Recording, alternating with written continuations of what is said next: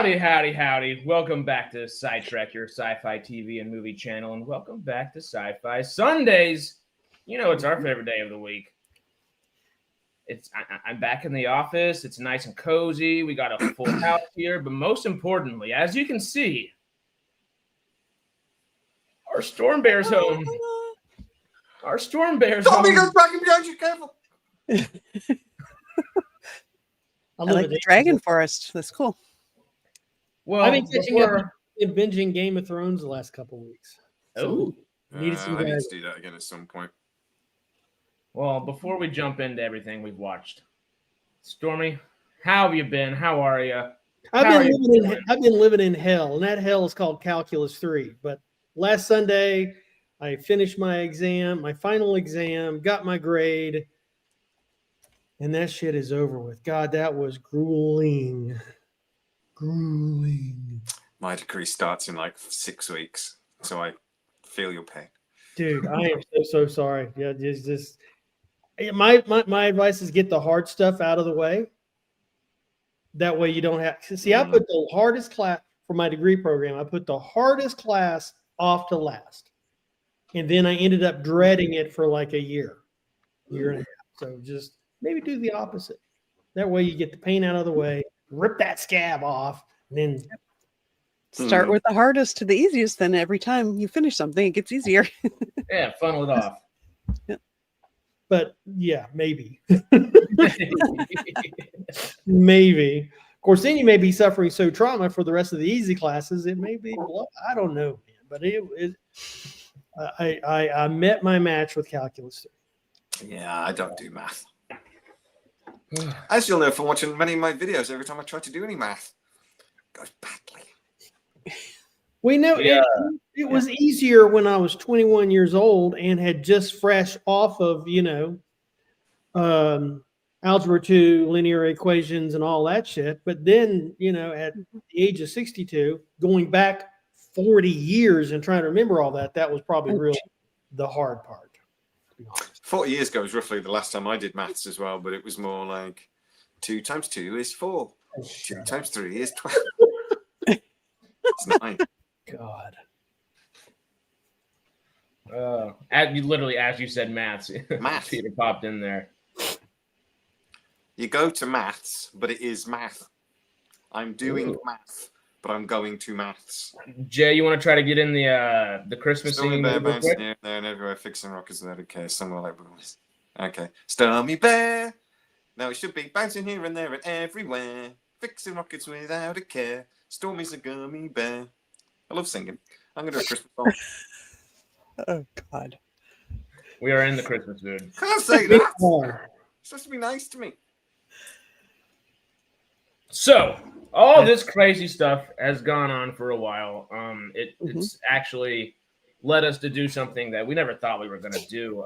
We've gotten together again, of course, and we're forming a new group, a learned group, as Stormy is bringing us here. We're going to be a learned crew, and we have founded SciTrek Academy. Oh, yes. Dear God. Aren't you all excited for it? Oh yeah, I'm just tickled. David sent us this, so it is the wonderful work of old DB in here. Thank you, Davey. Yeah, that made me sick in my mouth a little bit. The thing I like about Davey is he gives me hair. Yeah, I do like that. He ponies up some hair, which I haven't had in quite some time. Like but yeah. He takes years off as well, doesn't he? Right? A couple. Loads younger. I do like a bit gay in that. I do like. Y'all get aged down, and I get aged up and turned into a Klingon. I don't know what's fair here. Can we just use those for a profile pic? Well, I mean, you're kind of like a teenage Klingon there. I mean, Matt looks amazing. Look at that. And Jay looks like Spider-Man with glasses. My head is too small. It's just weird. And I do look like I'm not giving my parents grandkids, and I'm sorry, I just do. I love Greg. Looks like he's in the "It's Always Sunny" thing, just in the bottom corner over there. Yeah. Oh, Well, SciTrek Academy. We'll be starting classes soon. Y'all keep your eyes out. Yeah. Professor Danny Gandalf is going to lead us. The video I do slagging that poster off, the real one, just went live about half an hour ago. It's the most embarrassing Star Trek poster I've ever seen in my life. It's not like it's like Friends or 90210 or Exactly. some sort of Star Trek the rom-com trailer. It's ridiculous poster. So stupid. Yeah. It's so bad. Give us your opinion. Don't shine it on. What's your? Mate, I wish I could swear, but I won't because. Well, we're past the first 3 minutes. You can swear now. We're not British, are we? Let me get my diction. Let me get my thesaurus. Sarah, because you're late. You stick your fingers in your ears for a second. Actually, you quite like hockey, so I'm probably okay with it. It's a fucking cunting mess, right? It's so bad. It makes me want to like jab my fingers really hard in my ears and swirl it around so you can see my eyes going around like a freaking. It's really bad. Yeah, like I what is the actual poster for you to look at if you'd like? And I'm okay. Sorry, what were you saying, Sarah? And a Klingon smiling I don't even remember his now. arse off looks so creepy. Like, No ghost. I can't even be bothered to hate watch it. beard. I was like, oh god, it's just so bad. there's no trekking. It's just like they're singing Kumbaya, my lord. I was like, how many musicals do you think are going to be in Academy? Oh, Lord. Everybody hold hands. Yeah. Everybody hold hands. Yeah, they are going for a younger demographic. That's exactly why they've done this from that's start. so do a different show. It's just Well, I find it funny. think about it. Like they're going after younger demographic, but also when those were popular, those type of posters were 25, 30 years ago. Younger demographics don't look at posters like that and are like, oh yeah, I'm gonna go watch it now. That was like the 90s or early 2000s. That's like an outdated poster for even trying to attract younger audiences. Friends had that exactly the same poster. The younger generation to me is anyone under 60, which is really, really sad. I'm young. Yes. I don't look at age. I just ask if your knees work very well, and if they don't, you're like, I'm with you, brother. I'm like, yeah, my knees are knackered. Like, yeah, I don't need to know how old you are. We're on the same page. My knees are screwed. Oh, dude, yeah, same. That's a Star Talk. Episodes are only 5 minutes long. Peter, do not give them ideas. That'd be better, at least. Uh-huh. I got a general YouTube question for you guys that's come up at least in my life the last couple of weeks. Is the streaming audience and the internet audience in large, are they really getting tired of the 5-minute TikTok things? It seems like there's a trend back toward long form. Yeah, they seem getting longer and longer. It just seems like, well, the 3 minute, the 30 second, the 90 seconds, whatever. It's like people get so scattered, and it seems like they've done nothing, and they really want to engage longer. I hope that's true. That'd be better. I've read about some instances of people, saying, well, that's what their trends show. It's a weird little conundrum because verticals are taking over actual like film industry world and stuff like that. So that's the only kind of film work you get. So mainline, I hate to use the word content when I'm talking about like film and projects like that, but mainline content like that is totally getting shortened, super quick edited. It's turning into what TikTok was, not necessarily, but close. It's kind of between TikTok and that Quibi thing from a few years back that didn't last too long. That would be doing super well right now. And then YouTube and TikTok and places like that, they've all extended their shorts, like you're saying. Like YouTube, it had to be 50 seconds to 60 seconds, and now it's up to 3 minutes as a short. So it's almost like it's yin and yang in a bit, where YouTube's kind of expanding again, TikTok's kind of expanding again, kind of elongating their time. Our TV and movies aren't, and I don't. Who knows what's going to happen? We're just kind of there. It's weird.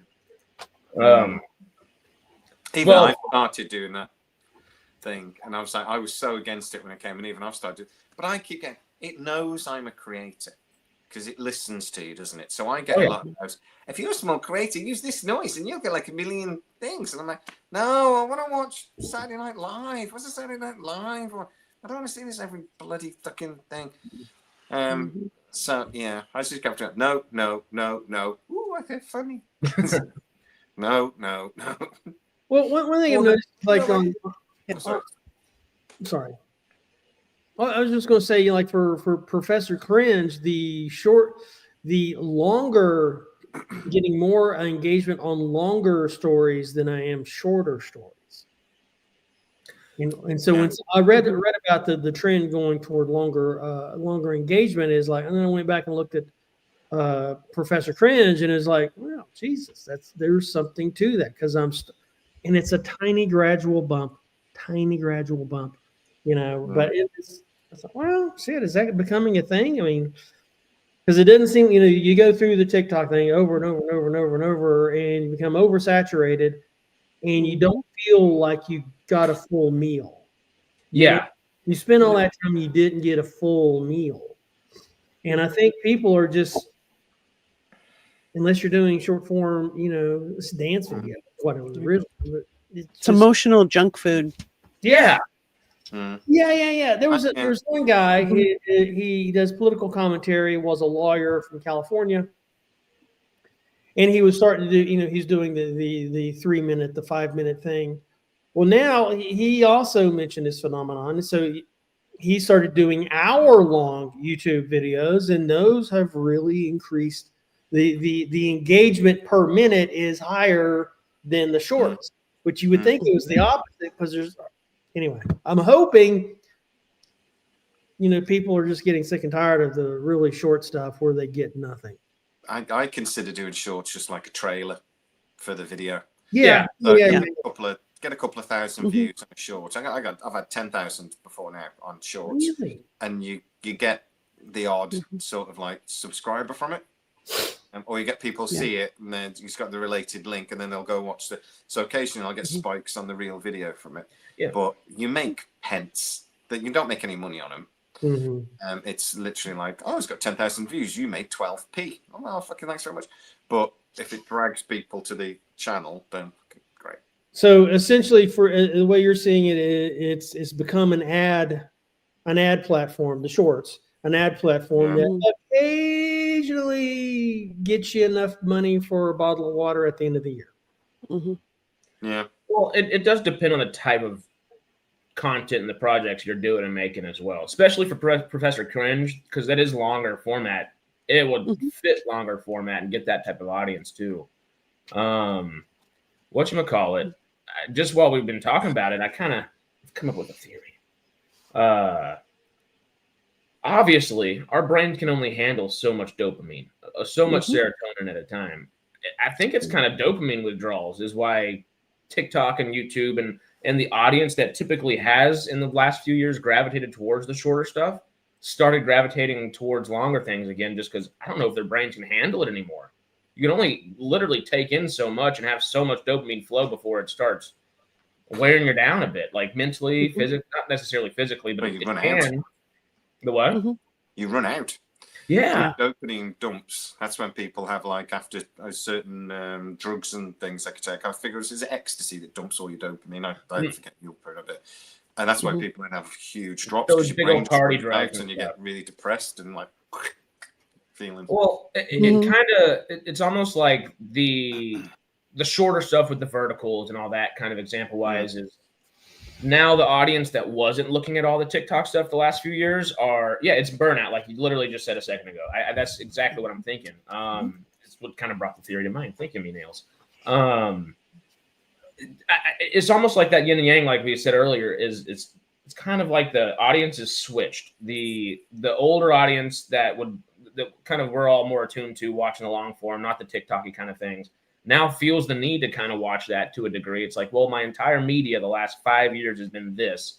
Okay, now I've kind of lost my will to go seek out this other thing. Like Jay said a second ago, now I found myself started scrolling, even though I don't want to. Yeah. We're kind of tired at this point. So we're getting kind of, Yeah. okay, well, we'll watch a little bit of it. Fine. You know, you got us. We're watching it. Where the people that have been watching it for all these years are kind of doing the opposite, where they're like, I can't. And, you know, they're at this point. I found stuff through shorts, though, that I didn't know was there. I didn't know I liked Saturday Night Live. Because I've never really watched it. We don't have it over here. Right. Oh, you don't? No, it's not. It's probably on bloody some late night, you know, Crazy streaming, right? 350 channel. I can get it on YouTube. But I caught a thing is the two guys that do the famous news thing that's been running years and years and years. Norm Macdonald used to do it. Colin Jost and I don't remember the other guy's Colin name. and So good. Thingy, Scarlett Johansson's white husband and black fella. But anyway, they did the bit that I love. Michael Che. Jokes. Michael Che, thank you. I was like, Che something. All right, I was going to kill me if I didn't remember that. Thank you. Yeah. Thank you. Yeah. I love the bit where they write jokes for each other. Oh, that's bad. Funny. Yeah. The bit where he's where Michael Che will write jokes about Scarlett Johansson, and he goes, "They've now started serving beer in the cinema by me, which is a really good thing because it's the only way I can sit through my wife's arty movies." He's like, "Oh no, he got me so much trouble." But when doing that, Scarlett Johansson was actually there. She's in the back. Or they always call in doing the race jokes, so he's always doing the sort of the black jokes. They're gonna get me killed. It's crazy. It's so funny. So we've been streaming them for hours. And I found Christopher Titus as well, which is a comedian I knew years ago. So he was in a sitcom. And I rediscovered him through shorts. So I found a couple of shorts of his and watched them, and now I'm watching going back and watching all his live shows. It's great.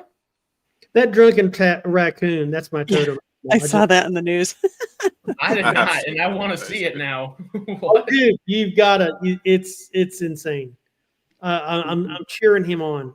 We may have to watch it after stream. Just Yeah.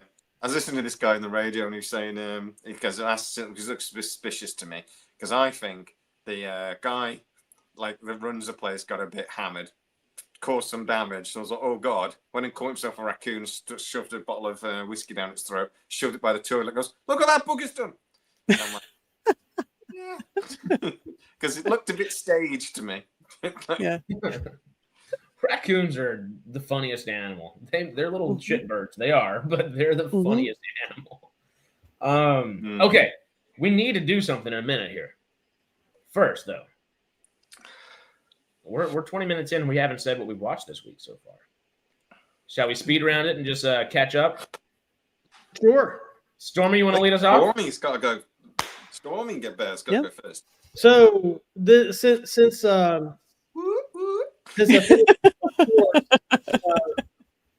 the only thing I've been streaming has been Game of Thrones, and I've been doing. I'm on season 7. I'm about to wind it up, and been also watching a little classic Doctor Who, the Tom Baker days. Been streaming some of that. And that's about it for me. There hasn't been a lot of. I'm behind on Pluribus. I've seen the first few episodes, which is awesome. Yeah, I fancy what I've got Apple, but I've not watched it yet. But it is good. I'm behind 2 episodes, I believe. And it's 3 people to watch it right now. Huh? I said you can convince 3 people to watch it right now. Mm-hmm. Well, and it's kind of. I mean, it's Vince Gilligan, right? Mm-hmm. He's got a really good resume. I mean, Breaking Bad, also, but also X-Files. Mm-hmm. Yeah, you know, and everybody was on X-Files though. Yeah, everybody. Well, everybody wrote for X-Files at one time. Yeah, well, it was on for what 10 years. X-Files one time. I wrote season 1, episode 3. And so it's got all of those flavorings of Vince Gilligan's signature style in it, and it's filmed up the road from me in Albuquerque. Again? Oh yeah, they created a whole neighborhood out away from the city. Like you see from the roadway in front of Carol's house, you can see Albuquerque down below. And there was one time they were doing a scene and they had to edit out a floating balloon because Albuquerque is a big ballooning town, lots of balloons, aerial balloons. So they had to digitally take one out because it just took off and it was in the scene. Weirdly, Telford is a big balloon in town, which is so strange. It's such a strange thing to like have a town, but it's because Virgin, Virgin have their balloon manufacturing thing. Right. It's here in Telford. So we have a big balloon. That's how y'all festival that became Virgin friends. sponsor. Yeah. It's fun. I've got to ride in one. It's like a long time ago now, but On top. it's lots of fun. I think I'd go for the basket. I wouldn't go on top. Yeah. I'm slipping. I've never ridden in a balloon, and I really want to do it. It's cool. It's really cool. No. What was it? Okay. How long are you up there, Sarah? Does it take like a long time to actually do the kind of trek, or? I think it was about an hour or so, and we just kind of landed in a field. The landings can be a little, kind of jarring. Yeah. Yeah. But yeah, it was lots of fun. It's very quiet, and like the guy took us like up really high and then down, like almost like touching the tops of the trees. It was really cool and kind of peaceful. And yeah. I mean, of course, every time they do the flame thing, that's loud, but yeah. No, it's really awesome. I'd like to do it again sometime. Stormy, with Pluribus, before we keep jumping forward with these, I've been thinking that it might be a fun thing because I know it's dystopian, and it's labeled as dystopian sci-fi. Is it sci-fi enough to cover on the Radical Wasteland podcast, you think? Oh, well, the I would say yes, because have all of you seen it? At least the first episode? No. We've all been meaning to watch it and just haven't yet. Well, okay, so I don't want to give away the spoilers, man, but it is the way it gets started is so crazy, and it too was filmed out here in New Mexico at the VLA array, the Radio Observatory. It is. I had to watch it a couple of times to figure out exactly what the premise was, and it was fascinating.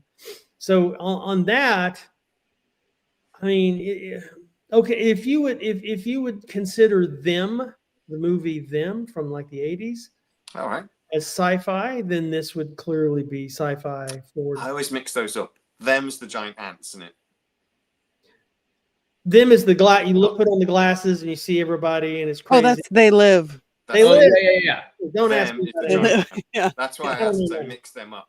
Yeah. Mm-hmm. Apparently, so do I. Yeah, They is the 1950s ants. They Live is Rowdy Roddy Piper. Right. I'm here to kick ass and chew gum, and I'm all out of gum. All out of gum. Bubble gum. Yep. I'm all out of bubble gum. If you would consider that sci-fi, I would consider it good for your podcast. Okay, well, we might That's have to do that. without giving away any spoilers, because it is off. I mean, it is unhinged. We may have to binge it and do a special episode and bring you on, because the next 2 months of it is essentially Fallout, which, oh no, I'm so upset about and I'm so excited. But it's How far off season 2 are we now? the 17th. We're 10 days away from the first episode, or the first 2. I don't remember exactly what they're dropping. I think they're dropping 2, aren't they? That's I think it's just 1 for this. I say Amazon like dropping 2, don't they, generally? Typically, I think they just want to push out Fallout a little longer, though, which I don't blame them. If being honest, they don't have many shows besides like The Boys that they can push out like that. I thought the giant ants came from the desert. Only 1 episode?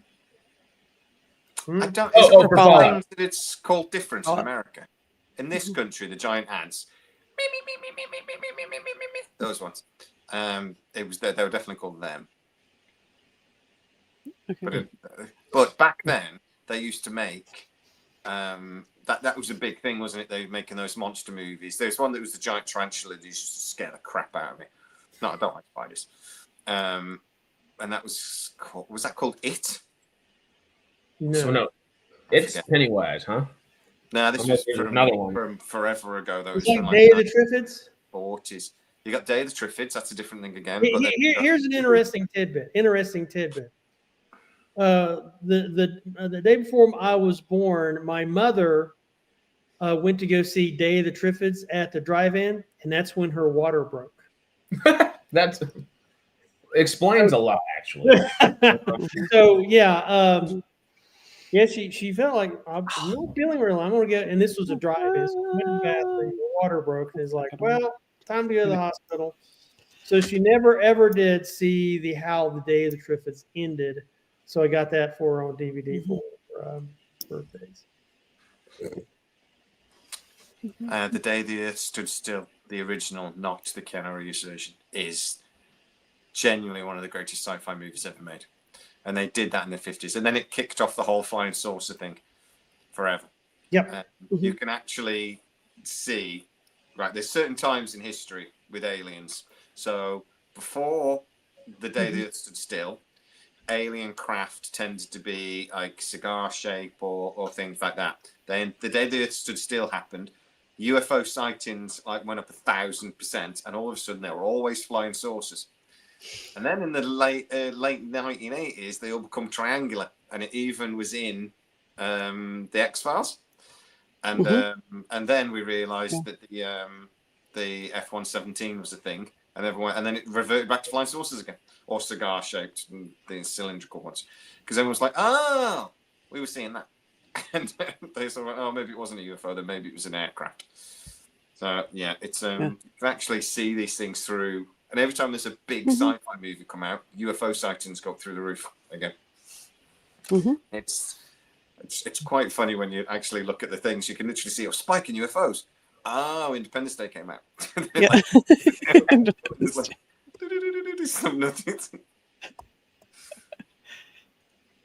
I'm so glad we got past the cigar shaped UFOs.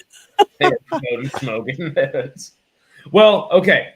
Let's finish up what we've watched this week, and then we need to hear what Stormy thinks about Stargate coming back. So we'll speed run it and get back to it, huh? I think he's indifferent to it. If you could look, you can tell he's not bothered.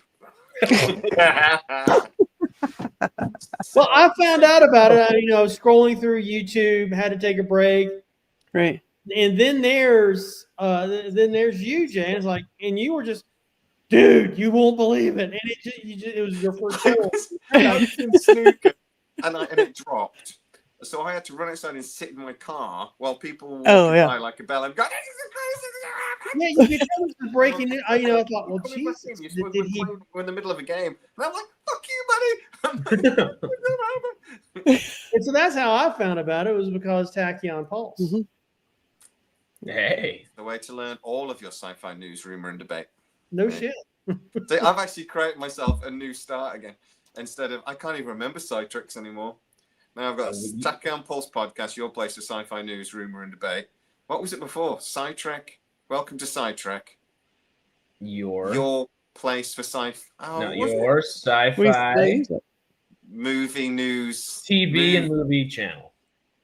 Your sci-fi news. Your sci-fi movie. Yeah, that's it. There you go. Yeah, and I wrote that before Tachyon Pulse and after SciTrek. Is like, dude, I got to stop streaming. I'm my, and here you are.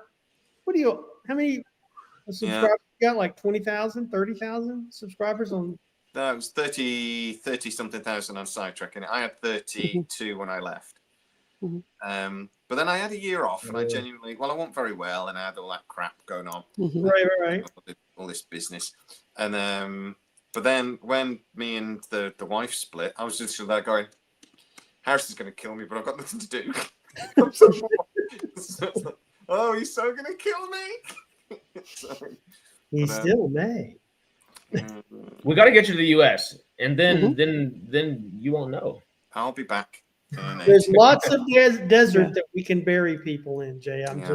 Well, I'm going to come back, and I'm going to do 2 or 3 months in the States. I'm going to, I may even do New York to San Diego and just drive across it. That'll be choice, dude. That would be awesome. Yeah, that's my thinking. Because I've got to, basically, when I'm done in my job, when I've done my degree, I go from being like unqualified to qualified, and I've actually got to apply for a new job. So I'm thinking I'll apply and go, I'm starting in like August, and then just sod off for 2 months. So I'm just trying to save as much money as I can now. So all my Tachyon Pulse money is going into a bank account, and I'm just trying to save. So if I'm going to stay, I'm basically going to go for as long as I can afford to go, basically. If we could get you here during a Comic-Con, well, there'll be multiple Comic-Cons throughout a couple months too. Like But Yeah, That'll that's the be- thing, and I'm going to hit summer. It'll be, I finished my degree in June, and my plan is to be in the States like straight after. The second I've applied and got a new job, I'm going to be like, I'm taking 3 months off, and I'm just gone. That's my so plan. is this like a clinical certification or a clinical? At the moment, I'm an unqualified social worker. I worked in mental health for years, and I'm a psychology background, but I just burned out of it, and a few years ago now. So I started working in social. I'll care. be there. There you go. I started working in social work, but I'm not a social worker, so I'm getting qualified as a social worker. That's the Peter, you don't know how close this is to. Jay's poked a couple bears. The storm bear every once in a while, but It's always on a date night. I want. which real quick, people were a little confused. Where is it? Where is it here? Oh, what is the return of the storm bear? Stormy bear. Stormy bear has been schooling, and now he's Been coming to schooling? school us a little bit. Popcorn, come on. But He knows also, who Stormy is. there are two I've been playing streams. the You can game always on choose the vertical or the horizontal stream now. It's something StreamYard and YouTube is doing, and we're just trying to expand a little bit to even the vertical folk, Mhm. But So you if I got do that, then nobody can see me. in the vertical stream? No. So I Yeah. have to sit in the middle. Well, I have the thing of like, if I want to be in the vertical stream, I have to have the text in my face. If I want to lean, It is kind of dangerous. What's Jay right there? Now Jay has to deal with it. Watch us, Sarah. Don't do that to me. Actually, no, leave me there. My camera's over here, so that way I'm actually looking at the screen. Leave me there. There we go. Look, I can look at it. That actually worked well. That's great. Yeah. Well, I was doing that before, and now I can actually look at you. Yeah. Excellent. Good girl. It is a psychological degree. Oh, I could, when they're doing the good, do you know who I am? I'm a famous YouTuber. Yeah. Just give me the degree now. But they won't. The chats do cross over in both as well. yeah, they're synced. It is a little funky, but it's something we're Mhm. getting used to, and it should spread and hopefully let us talk to more people with more sci-fi. It's never a bad thing. Mhm. But speaking of, Jay, you want to? I guess y'all switched. No, orientations here. Sarah should go next because she's All a right. lady. well, I haven't watched a lot. I watched Fallout, of course. But I had reasons for that. I was rewatching season 1 of Fallout and hockey. That's about it. Kind of a busy week this week for me, so didn't get a the lot moon. of television watching in. But Well, a little Farscape, huh? yeah, and Farscape. There's always that. I'm trying to remember if I watched any Star Trek. I might have. I don't remember. That's about it. Super exciting. I was Mr. at a J. party last night, so Ooh. Yeah. Big silverfish cardboard box, that sort of pie. If you remember, there wasn't that much of a party. I'm just saying. I may Ain't have had nobody a like glass or SciTrek two of bar. champagne, So There's no party sound on our soundboard. That's depressing. That is depressing. Stormy, while you've been gone, we've managed to get a soundboard. StreamYard's just Mhm. gifting us new things. They're wow. not gifting. We still pay for it, so they Okay. better put some cool It's not stuff. gifting, it's delivering. To be honest, it should have been years ago, but Exactly, it's Mhm. delivering much needed things that should have been here half a decade ago. Right. We're here now. So Jay, what'd you watch? I've been watching a lot of Christmas movies, to be honest. What? I missed something. drum roll. Yeah, you had a We drum waited roll. We didn't have to thousands of do that. years for Oh, I that. didn't hear anything. I didn't hear anything from my end. That's just selective hearing. It's okay. Do it again.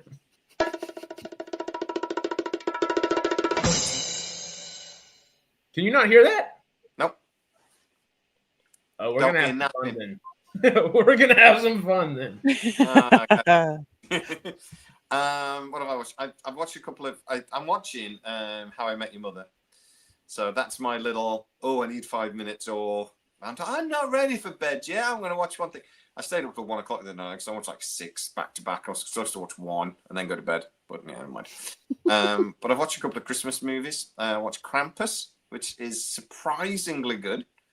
Violent Night, I just love that film. I'm halfway through Die Hard 2 when you message to say it's in 10 minutes. So I was like, I'm watching Die Hard 2. And I watched Die Hard last week. I don't know why, because as soon as I put the Christmas decorations up, which I only put up because I wanted something in the background for in the video, but now I've put everything up. What else did I watch? I watched another one that I wasn't expecting to enjoy, and I really did. But I enjoyed it so much I can't remember what it was called or what it was or what it was about. But from a science fiction point of view, I've watched nothing at all. I watched Fantastic Four again. I did watch Fantastic Four again. It's on. Yeah, I will go into Seinfeld next, and then I will probably do Big Bang Theory again, but I will watch Seinfeld next. I think I've already sort of penciled in it. I always need like a little sitcom-y show just to, that 20 minutes sort of thing when you're doing something in the background or whatever. But yeah, I haven't watched anything really. I've started watching. I've obviously started watching Stargate again. So I'm halfway through the first season. Because just got to. And I've paid for MGM now, so I'm going to watch it. Yeah, that was it really. I watched Fantastic Four again. And I watched Superman, and I still think I prefer Fantastic Four. And I keep getting slagged off for, Superman's way better. And I'm like, I'm not a big fan of James Gunn. I don't like James Gunn, but I swear to God, I'm not a big fan. I prefer it over Zack Snyder, which really got me yelled at when I said that on I can't remember if it was on a comment or a video. I can't remember what it was, but I really got yelled at for it. The Snyder folk get feisty. Do you know my favorite Snyder at DC movie? And this really winds people up, but it was Batman vs Superman. That's my favorite. And we were like, oh my God. Where's he going? It took us this long to get rid of Jay. Why couldn't we have clicked that button a long time ago? Jay Harris. Where'd he? He just dropped it. I'm still here. Fuck you, Harris, Stormy. Batman versus Superman. No, that's my favorite one. Other than why'd you say that name? Other than that scene, which is just stupid. And then, why Batman then actually helped Superman when there was a way easier way to do it? It's just like, that's a really overly complicated and actually bonkers way to do it. I don't know what they were thinking. But other than that, it's brilliant. I love that film. The whole fight sequence when Batman's wearing his armored bat suit, that was fucking brilliant. That Man of Steel. I do like Man of Steel, to be fair. Zack Snyder can direct some action pretty cool sometimes, especially when he's not like trying to slow-mo it as much. It can be really cool action. I saw the Justice League, his Justice League version, the Snyder cut. Still shit. But I did like Batman vs Superman. But I don't. James Gunn, and I like Superman. Don't get me wrong. I think Superman's great, but the occasional things that are only amusing him does my head in. Saving the squirrel. I've watched it 4 or 5 times now, and every time he saves the squirrel, I go, "Oh, for fuck's sake!" Such a stupid thing to. And to be honest, the first Guardians is awesome. The second one, they let him get away with a bit more, and it's not as good. And the third one, they basically gave him free reign, and it's not as good. How many times have I argued this about things like Tim Burton and stuff? When as soon as they get a bit of freedom, these directors, and they go, Batman made a 20 billion squillion pounds. Do whatever you like with Batman 2, and then we got Batman 2, and it's like, oh Christ, this is terrible. Taika Waititi, Ragnarok did amazing. We made 1 billion squillion pounds. You're a genius. Do whatever you like with Love and Thunder. Yeah. And then we're all there going, this is. Stop stroking the hammer. It's creepy. Sort of thing. I feel like that a bit. But so I'm not. I just don't see how James Gunn is going to do Batman. That's what I'm really concerned about. But everyone's going crazy thinking, well, now Netflix have bought Warner Brothers, assuming they get to buy Warner Brothers. He'll get rid of James Gunn. I'm like, no, they won't. They won't even a bit. Because Superman made a load of bloody money. So they won't. Until he stops making money, he's there, and that's it. Yeah. Mhm. Well, Superman technically didn't make a whole bunch of money. It barely broke even, according to marketing. Streaming, I see. Load of money. Yeah. Generally box office is about a third of the overall income nowadays. So whatever it makes on box office, you can double, and that's what it's making on streaming nowadays. So what did it take at box office? It was like 250 million or something. I'm off the top of my head. It was 230 million, something like that. All of its profit come from streaming. The streaming providers virtually consider most movies now to be an advert for when it goes on streaming. Mm-hmm. If they break even, they're happy. Yeah. In the box office nowadays, which is insane. And you know, because all these movies, they keep losing money at the box office, but they're desperately trying to put them in the cinema. And Paramount have come out and said, we're going to be throwing these movies at the cinema now. We're going to go crazy. We're going to be throwing loads. Amazon the same, throwing all these movies at the cinema. And I'm sat there going, why? It's losing money like insanely. And then I spoke to a chap that knows about these things, and he was just like, it's the streaming. It makes a fortune. And the more movies you've got that are like originals on your streaming platform, the more money you make. So it's streaming. I mean, what's the annual income of Netflix is like 39 billion. Wow. It's insane amount of money. Out of all the streaming providers, they owe the least. They owe about 16 billion, but they've got a cash reserve of 9. So they only really owe 6 or 7 billion. Really. How much of that is in like, I wonder how much of their value is in like infrastructure, because they really poured a lot of money into their studios in like Albuquerque, at least here in New Mexico. Yeah. Well, I think they rent a lot of them, mate. Yeah. I mean, it's a cash cow. Yeah. Well, this is why they want to buy Warner Brothers, though, because they'll make a fortune. I saw a funny meme today that said, hey, this was it may have been on one of the. They make more than that. This year they made 10.43 as of September. I think is that profit though, or income? Net income. Net income. Yeah. Not gross. What's a gross income? Because I guess that's after the debt servicing. If I can So I looked it up a couple of days ago. I'm sure it was like 39 billion. Because I was really surprised. 20.86 billion. Well, we're 39 billion. What was that then? Said there 39 billion. Down a bit. The growth increase is revenue reaching 39 billion into 2024 subscriber base. There you go. Mm-hmm. Okay. All right, cool. Wow. That's some serious cash. That it is. Mm-hmm. Before we get away from the James Gunn thought real quick, I know Monk is joking here, but like the fact that James Gunn would 100% do something like this is what terrifies me from this stuff. Like, it could be so much fun, but there's a balance of fun and stupid. There's a balance. You can kind of drop it at times. Yeah. That's a for real thing. Wow. Okay. That went stupid. There's other bits in that scene that in that movie that are funny, but there's a few bits in it that are just stupid. At one point, when the Green Lantern does the thing through the sand and destroys the tank, I'm sorry, I know that's supposed to be funny because he's supposed to be a bit of a knob, but it's not. It's just stupid. But I like the bit when Lois Lane takes the mick out of his hair and he goes, "Hey, what? Say what now? Who? What?" So I think that was really funny.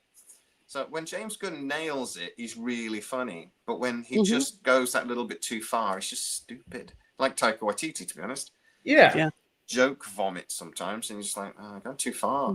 Whereas Zack Snyder, for me, went too far the other way. It was too serious and too dark. And I think comic book movies should be done with an element of realism and seriousness, or the stupid, which is what I'm worried about He-Man. Apparently He-Man, they've done tongue-in-cheek, and I'm like, that's going to be crap then.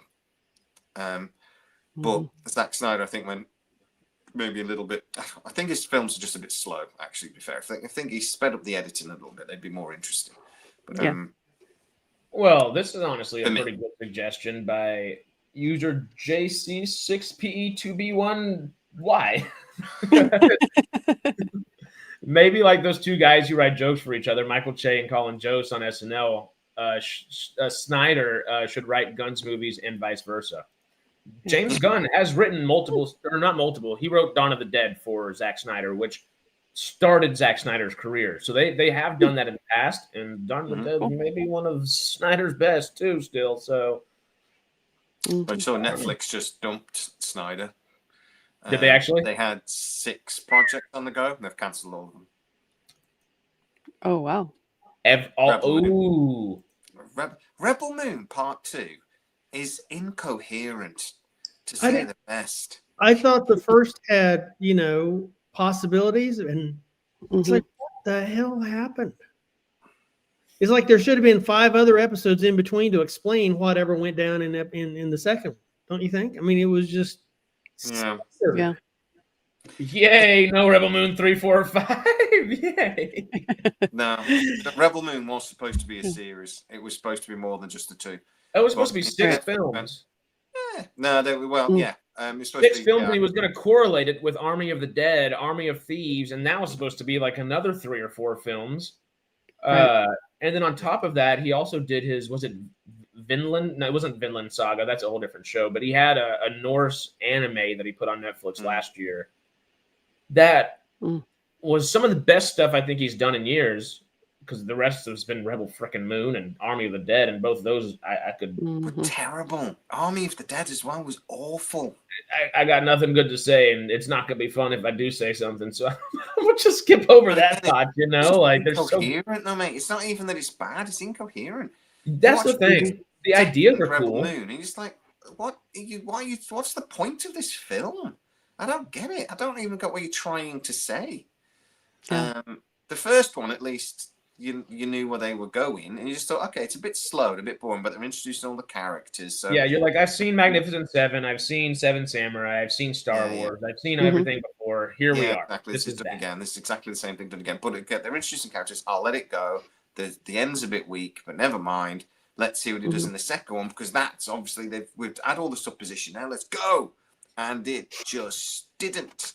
It just went But Jay, never forget the grain. The grain. It's the most important part of any movie you could ever make. You have to have at least 5 to 12 minutes of slow motion grain shots. There's no better way to entice an audience. No better way. It's filmmaking 101. Sorry. It's so bad. It's so bad. Anyways, Jay, what'd you watch for the week? Did you already say? I told you. Oh, I just remembered I watched something else. What did I watch yesterday? Oh yeah, you just finished. Priest. I watched Priest last night. Oh. With Paul Bettany, and I haven't watched it in years. My God, that's a good film. Like so much better at the cinema. So they could have got the sequel they were wanting to do. It's so good. It's one of my favorite vampire movies. Because it's not really a vampire movie as well, which is I really enjoyed. Right. Who co-stars with him in that? Right. Sorry? That's like there's like a trilogy of movies, right, or something. It was supposed to. And my be, husband likes them too. I forget what the first one's called. It's based on they never got to make them. The first one is based on a comic book series again, so it was supposed to be a trilogy, but it bombed badly, and it was quite. I think expensive. there is a third one though. They've never made any more that I'm aware of, unless we're thinking about a different series of films. The Paul Bettany Priest film never got. This one, there is only the one film. But at the same time, he did one about the rapture and the end of the world, Paul Bettany, and it was part of the same deal, and that's excellent as well. I can't remember what that's called now. Maggie Q. Great cast. Cam Gidenet, who I thought was going to be the next big thing a few years ago, and he's not really managed it. He's very funny in Violent Night, to be fair. But Maggie Q, I love Maggie Q and everything she does. She's so cool. Oh yeah. So before, I guess, I'll super speed run what I watched this week. Watched a little Star Trek Enterprise. Watched a little Stargate SG-1. Cool. Watched Tulsa King and Landman. Caught up on Landman. Trying to catch up on Tulsa King. I don't know if I actually went to the movie theater this week. Besides that, Fallout, Farscape. Oh, and Welcome to Derry, and of course, Stranger Things, which is not. Oh yeah, I watched that too. We've had everybody that's because I'd say frequently we kind of have a bit of a revolving door around this house. So we have a lot of people come in and come out, and not a soul has said many good things. There has been very minimal amount of good things people can say about the new season of Stranger Things. I've quite enjoyed it. I liked episode 2 and 3. I really liked episode 2. I was going to say episode 2 is excellent. The 4 was... I liked the third episode. I thought it was... the fourth episode, sorry. I liked the finale. I thought it was really good. But there's too many things that just don't make sense, like logically. It's a trailer for the end. It's a trailer for the second part, really. But I need to watch it again, to be honest, because I was arguing with somebody this time on Twitter. Well, the funniest thing that I keep seeing and people keep saying, and it's just funny. It's just funny. Will gets his powers whenever the guy who he wants to be his boyfriend gets hurt. When his mom was just tossed to the side by a Demogorgon 20 seconds before that, he's like, "Oh no!" Joyce gets thrown out of the way.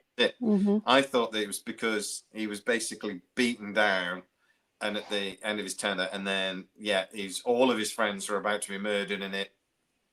The rage sort of thing. I didn't think it was just because of his boyfriend about to get battered. Everybody was about to get battered.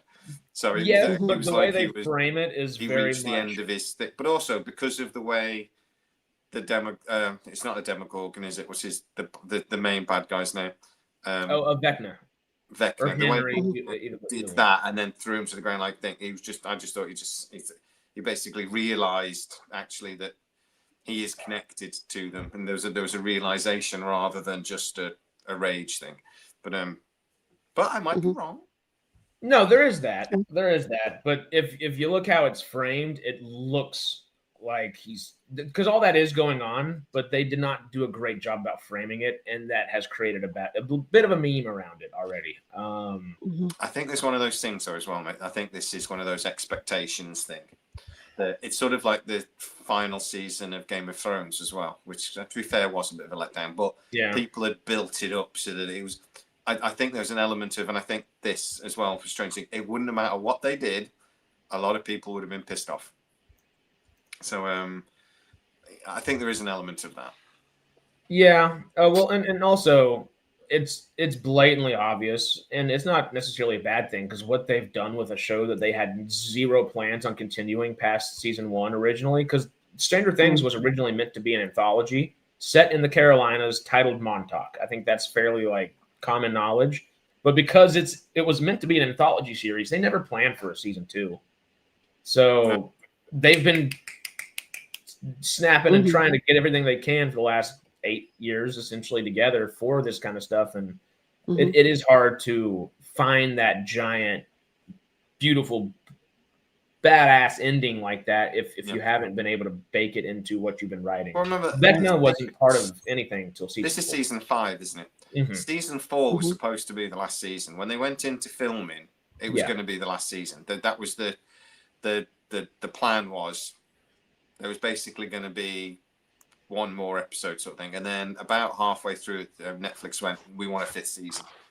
And because they also, it's going to cost a fortune, bring the actors back, bring this back. It's going to cost a fortune. They went, we'll pay it. And it has cost a fortune. Somebody told me it was $50 million an episode, which I've since found out it's not.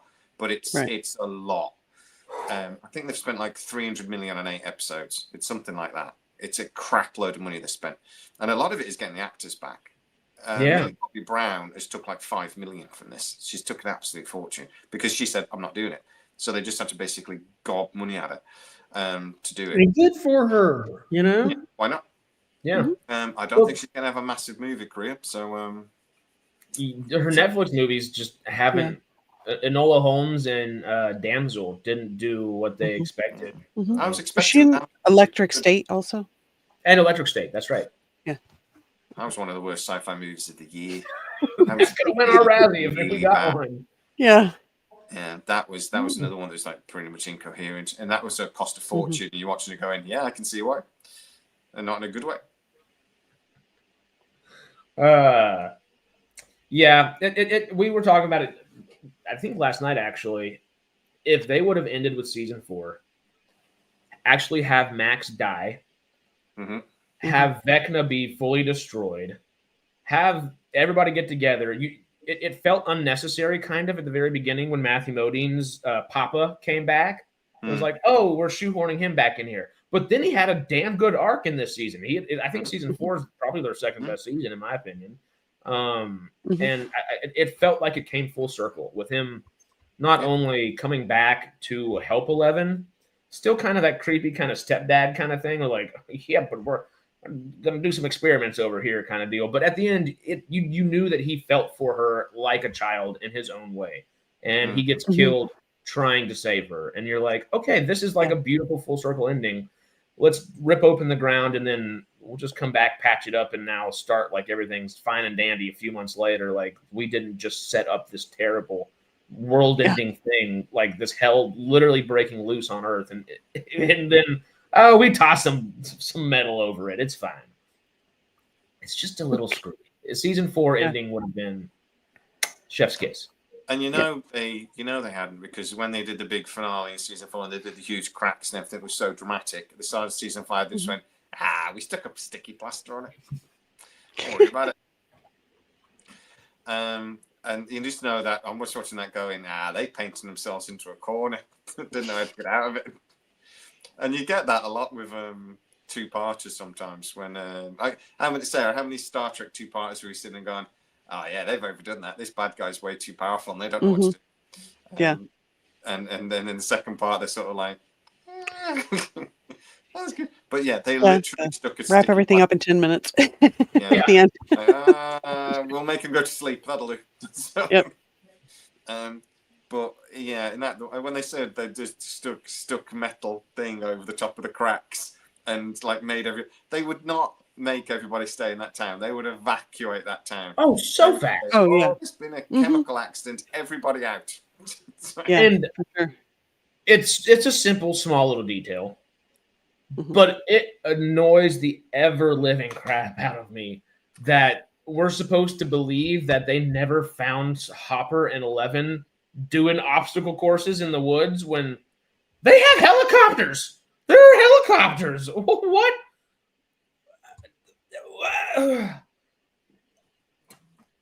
I don't. There's too many logical leaps that have to be made in this season so far. It's just could have ended it on a really high note. Anyway, though, Stormy, we've gotten around a few different things. Before we jump into the Stargate stuff, Bernowicz. It's not an open panel. This is just our Sci-Fi Sundays crew here. We haven't had this full of a house in a good while, but it's fun when we do. If you want to hang out, you don't need to send us cash or anything, but send us a DM if you want to hang out or sometime. Oh, you can send me cash, definitely. I don't know what the hell Harris is talking This about. man needs to pay for some school. They both do. Jesus. You got to remember though, this guy was just somebody that dropped into my comments and we started chatting. This guy wouldn't leave me alone, and Sarah is again just the same thing. I don't know why. We're all stalkers. Every single one of us. I started the channel, and these guys just attached themselves to it. And I couldn't get rid of him.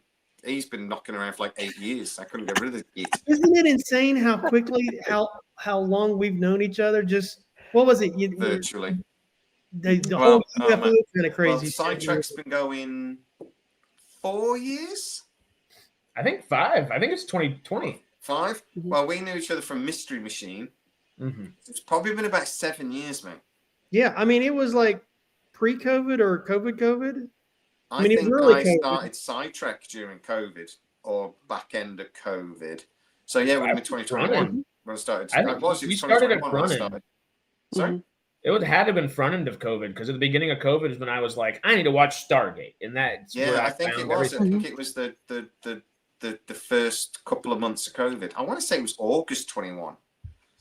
Actually, it was after the New York Times article on the UFO disclosure from the Navy, where representatives from the United States said, we are in possession of craft not of this Earth. And then I did a video from the Mojave Spaceport, and then you did one, I think, and then we just, I don't know, bro love or some shit. I don't know. You jumped in comments and we just started talking. Yeah. Something crazy like that. Yeah.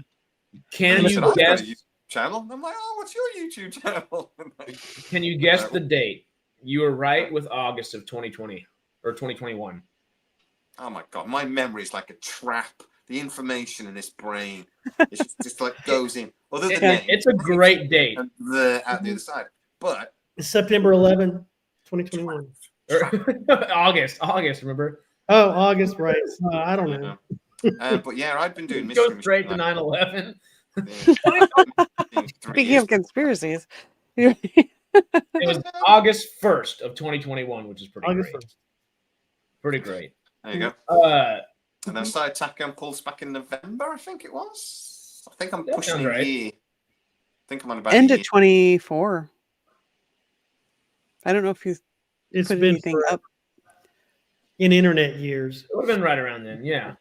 Well, I started a rewatch my husband and I started a rewatch of Stargate in 22, and that's when I found out the rumors were circulating about Stargate, and so I just was looking for more information and found you guys, and Jay seemed to have like the most legit info, so I just started following the channel.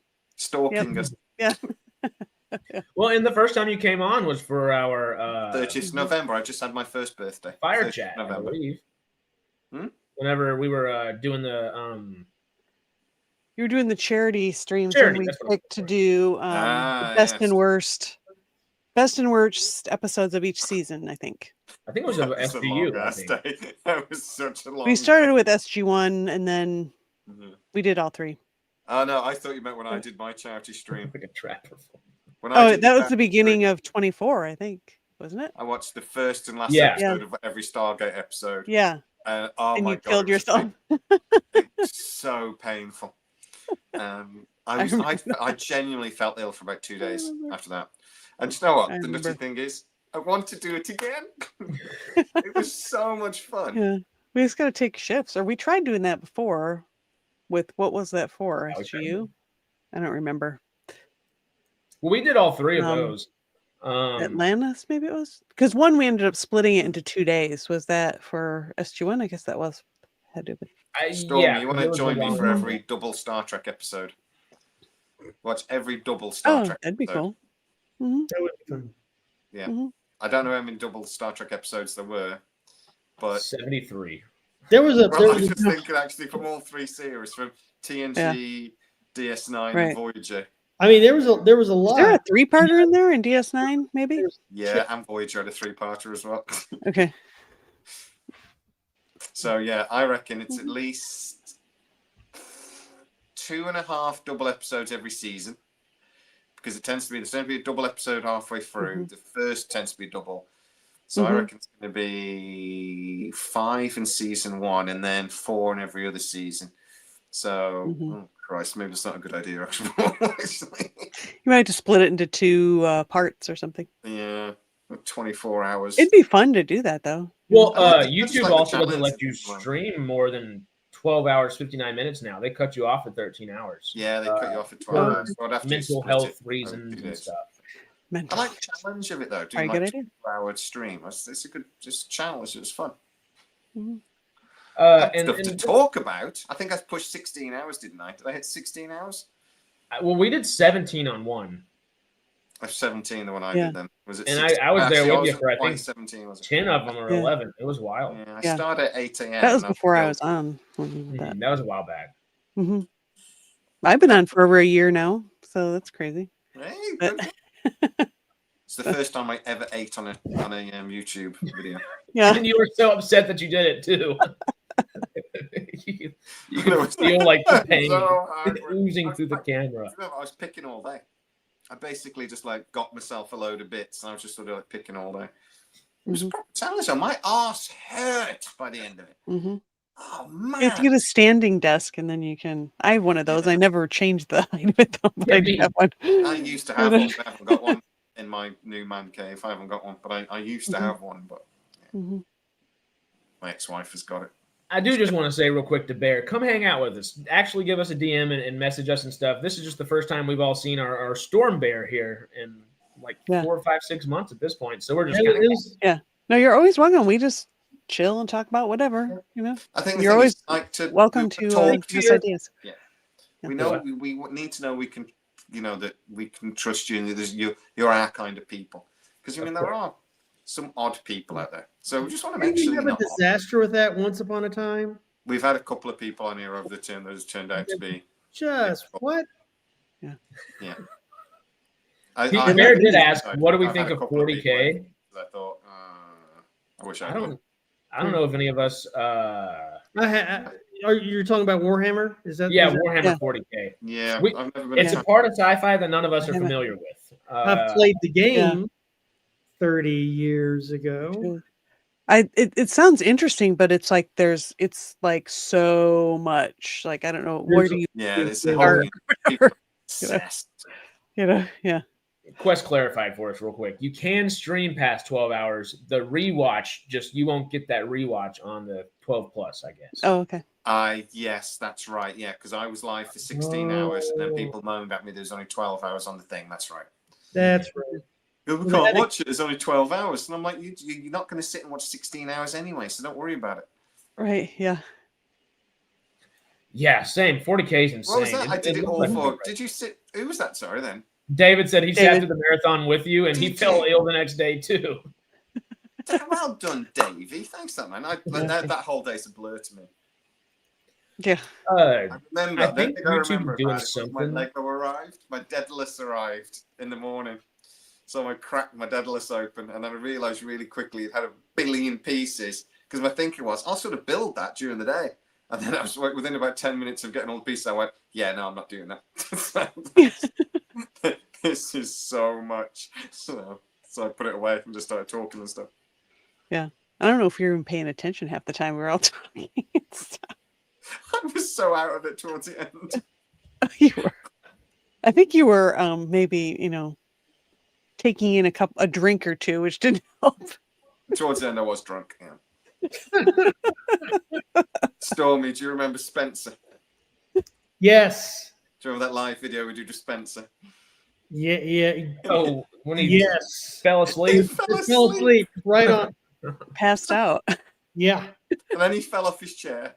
Then he fell off his chair. I know. But he started off with, he did all the markings for a trill on his face. And he says, I've used a permanent marker by mistake. Used a Sharpie, for God's sake.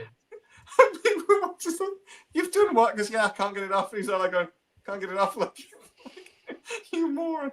But then he was drinking, and I thought he was just drinking cups of thing. He had like a beaker. But I didn't realise it was full of red wine. He must have gone through about 2 bottles, then he just fell asleep. Brilliant. So funny. We need to do like for the holidays or something, we need to do a reaction video on that whole clip. Yeah, watch that video and just like, for Christ's sake. It was such a really good video. I really remember having fun with that, but mostly it was laughing at Spencer. I've not spoken to him since. He, oh, really? Yeah. Oh, I'll tell you about it later, Stormy. Okay, sure. Fine. But yeah, I remember there was like. He had a bad time with it. Did he pass out? I mean, because. Yeah. I remember I went to the loo and I come back and you're just there going, I think he's unconscious. I'm like, you can't be. Spencer. You're an old YouTuber old timer when shit like that happens and you got all these crazy war stories and After 8 years, mate, I think the first time I ever did a live, I invited people on and I'm never doing that again. Ever. And Harris, don't do it. I don't know how this person did it, but I invited them on, and it was I could see their face, and they were going, "Oh," they were like, "Hey, how you doing?" And as soon as he came on, it turned to gay porn. So I was like, "Whoa, off!" So you git. And the only person I had all night was interesting. I can't remember his name now, but he was a huge merchandise collector. So he's showing me all his models and all his things in his garage, and he has this wall of it. Wow. So he was really interesting, but other than that, it was a complete disaster. It was a nightmare. So never ever do that. Don't ever invite random people on. It was. You got enough trouble with us. Imagine. We haven't even brought up invited Bear for next Sunday, but Bear seems cool. We'll see if Bear is our sci-fi nerdum this coming Sunday. Yeah, just don't say anything if you think what you're going to say is Controversial. I'm kind That's of my looking forward job, to gay Mitch. porn, to be honest. Yeah. Oh, that it was so bad. Because at the time, though, I was brand new to lives. I didn't really know. I was learning the whole YouTube thing. I'd never done a live on Mystery. I know we did lives on Mystery Machine, didn't we? Sorry. Yeah. With Dave or whatever. But I'd never sort of done it on my own. So yeah, it's this talking thing is not easy. And anybody goes, your video's crap, you do this and that. Just, yeah, fucking try it, mate. It's really hard. And there's a lot of YouTubers, man. They got the whole talking thing down. I mean, they got it down, but that's not me. I can talk my arse off for 8 minutes, mate. I'm fucking good at it. As long as I know what I'm talking. The secret is just know what you're talking about. Well, that's true. Somebody said to me, goes, oh, you should do script for God's sake. It's so boring. I'm like, no, I'm not. What am I supposed to spend? Like 3 hours writing a script and think, or I can just spend 2 minutes reading and then just talk at you for 8 minutes and done. Right. I just make notes. I don't write out a whole script. Like, forget that. I don't have time. Today's video, that was my script. That was my notes for tomorrow's video. Sorry. I mean, when I was doing SciWorks, everything was block outlined, and I'd just explain like whatever it was I was doing, whether it was a petroglyph, microscope, laser, or whatever. It's just these are the steps, and you can tell it's scripted though because they're so mechanical, and I don't. People don't like that. They like to feel like it's real, it's human, it's Ryan just brought up a great point. Literally, what you just said is, I prefer seeing you stumble. It just makes you human. It's more entertaining. I feel like it's conversational rather than. And I think it comes just informational. For me, I think it's more honest. But also, I mean, I don't do that whole. I still get. And I'm sure you do on SciTrek as well, because I used to when I was SciTrek. I'm constantly getting emails from people going, if you do a trailer, we'll pay like 50 quid, and then you just got a thing, and I'm like, yeah, but it's boring as shit. I cannot stand watching videos, and then 30 seconds in, they go, and by the way, we're sponsored by tampons. And if you have one of those things where you're having a bad day, here's tampon. And they can be used for other things. You gentlemen, if you've got a bloody nose, you can stick one up your nose and blah, blah, blah. Tampons. Right. Jay, I would almost pay real money to watch you advertise for tampons. To be fair, if tampons I mean, you seem to be real, subject matter expert here. Yeah, no. If tampons asked, if you read about it for 2 minutes, you got it. Because you can see the horror in Sarah's face. Yeah. Jay talking about tampons? I don't care. Right? I think Tack on Pulse podcast. He needs to use them. That's his business. Right. Have you got diarrhea? That's what I want to do. Have you got diarrhea? Well, use a tampon. No. It would work, I wonder. No, if a tampon company approached me, if there's any tampon companies out there, I would definitely do an advert for that. The only way I feel like we want to incorporate ads is down the line, but it would be for bathroom breaks. I think that's about it. We can go grab a glass of tea. Pre-recorded things. There you go. Yeah, that's about it. Then you can do it. Yeah, that's a good idea. If any butt plug manufacturers are out there. I went an hour and 15 minutes not saying butt plug. Here you go. You've done so well. Right. I have to leave, and I didn't get to hear Stormy's thoughts on Stargate. Oh, yeah. Before we keep tangenting, Stormy. It's all I had been so beaten down by bad news about Stargate for years. I mean, I'm still sad that we didn't get another season. What poor Eli? He's out there doing something. He's left on the ship. He's left on destination. He was working out, doing weights. Yeah, that's right. Right. Laps around the ship. Laps around the ship. That was it. Years. And but so and we've always, we've seen these videos Stargate's going to start production, blah blah blah blah blah. Somebody we don't know that is just trying to get clicks, and you're watching. So this guy doesn't know what the fuck is that. So then we go back in our shell and we cry and we have lots of wine and whatnot. Oh, you're talking about me then? No. These are people talking about me. Huh? You bitch! You come on the show. You haven't been on months. You come back. And you're all like, people talking about Stargate, they're talking about, and they go back in the show. And so anyway, then I'm scrolling through YouTube on the TV, and then there's Jay saying with big saucer eyes, and giving us the lowdown on Brad Wright coming back, and it's all a thing, and it's done, and the contracts are signed, and we know where it's going to go, and it's going to be episodic, and and I'm going, thank fucking God. I was, they made the right choice. Made the right choice. No joke. They actually, can you imagine a franchise that actually listened to the fans? That was the thing, though, wasn't it? It was like, how many times did we do videos saying that it looks like they're doing a movie? Well, it looks like they still might be doing a movie, but everything we were saying was that until Salke left, they were doing a movie. They just were. And we're all there going, no, we don't want a movie. We want a series. We think a movie is a stupid idea because if it fails, you're going to kill our franchise. And the easy way to get fans on side, because we kept hearing this, there's the ring of power problem, there's a ring of power problem. So we said, just avoid it. Bring Brad Wright on. It's easy.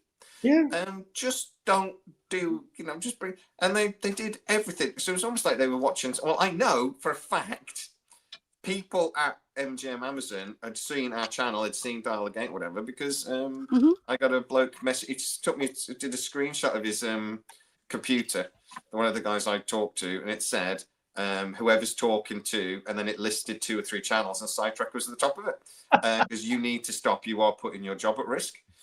I was going, this is the best day ever. Day ever. The slaughter of your career is the highlight of. But he opened the thing, and he was just like, oh shit, I speak to Jay, and he's like, oh, don't look guilty, Well, I remember there was like a whole hour you and I went on about movie versus episodes. And it was just like, my point was, if it's episodic, we get more content. I would rather have 10 hours of Stargate content than 90 minutes of Stargate content, because I'm a slut about it. Give me more. And, and we discussed that back and forth for an hour. And it's just like, if you look at other channels, no one was really that passionate about it, Yeah. I mean, we've been talking about this shit for years. And when I saw you talking about it, I forget what I was doing, but anyway, it was just like, thankfully, all right. Well, it was literally 2 months ago, and I heard the rumor it was going to be announced by Christmas. And I said TV series is going to be announced by Christmas, but I don't believe it. So don't be too excited. We've been here before, sort of thing. So then when it was been here before. Yeah, exactly. They can't really blame you for thinking that. No, I'd actually forgotten I'd even done that video. And I sort of said, oh, well, we did get some stuff right. We sort of said this, and this. And one of I think it might have been Jordanator or something like that, went, no, you did a video on this literally 6 weeks ago saying, I'm like, oh, yeah, shit, I forgot about that. You'd literally said by Christmas a TV series will be announced. The only thing we didn't know was obviously Brad Wright, Malozzi, and we didn't know about Gira. Other than that, we got literally everything else right. Yeah. And how many times have I said it'll be a standalone project? It'll be a standalone thing. Because that's what I was being told. It's going to be standalone. It won't be a continuation of SG1 or whatever else. It'll be standalone. Yep. And exactly. Some other mission. Sorry? Be some other mission. This one, something. Stargate. It won't be Stargate Academy. Thank God. It better not be anyway. Nah, because mine Gira won't do that. What'd you say about SciTrek Academy? Actually, it's fair, mate. You look so good as a Klingon. Oh, Jesus. You're going to get so much hate mail, Harris. You're going to get so much hate mail. Stormy's not even in that, is he? They didn't put him in there. He was there. I'm the one taking the photo. No, he's not. I'm the one taking the photo. Good.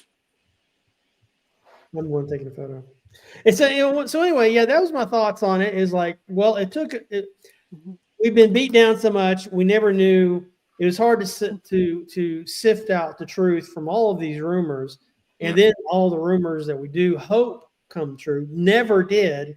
And so when it really did, I think the excitement was amplified. Oh, the amount of quite big YouTube channels as well that are out there talking rubbish.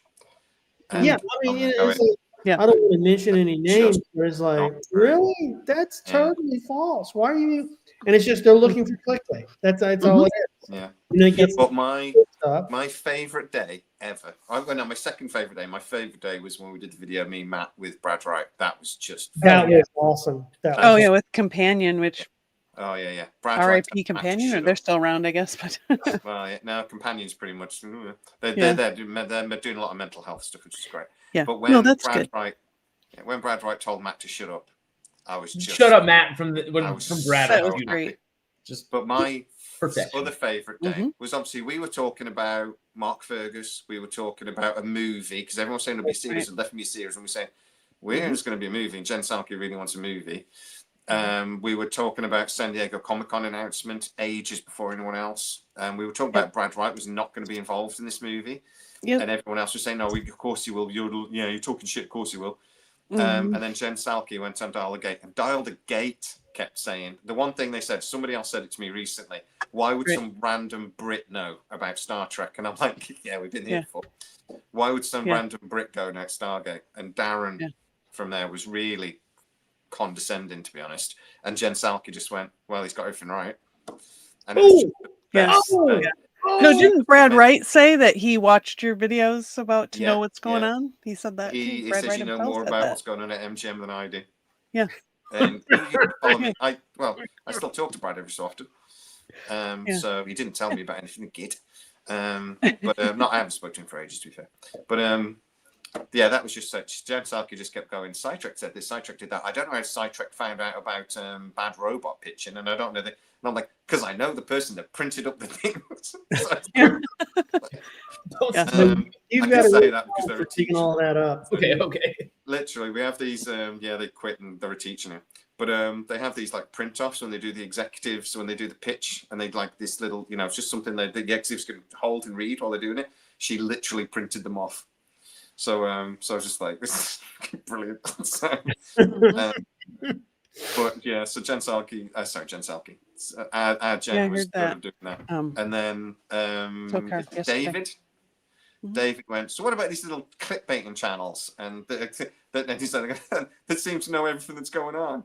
And Jen literally went, well, SciTrek do seem to know what they're going on.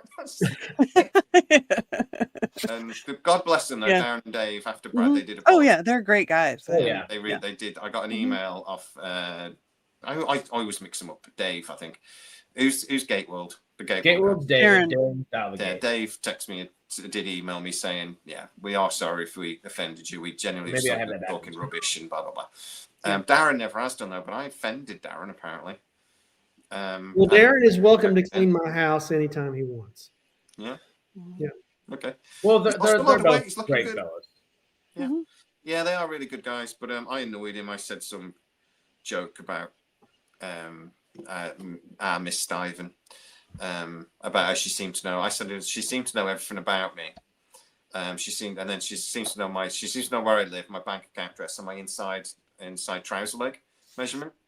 And apparently that was sexual. So he got really offended about it, apparently. So I was like, okay. I don't know your inseam measurement, and I'm hurt. I'm a short ass, so I think. Or did I say I know hers?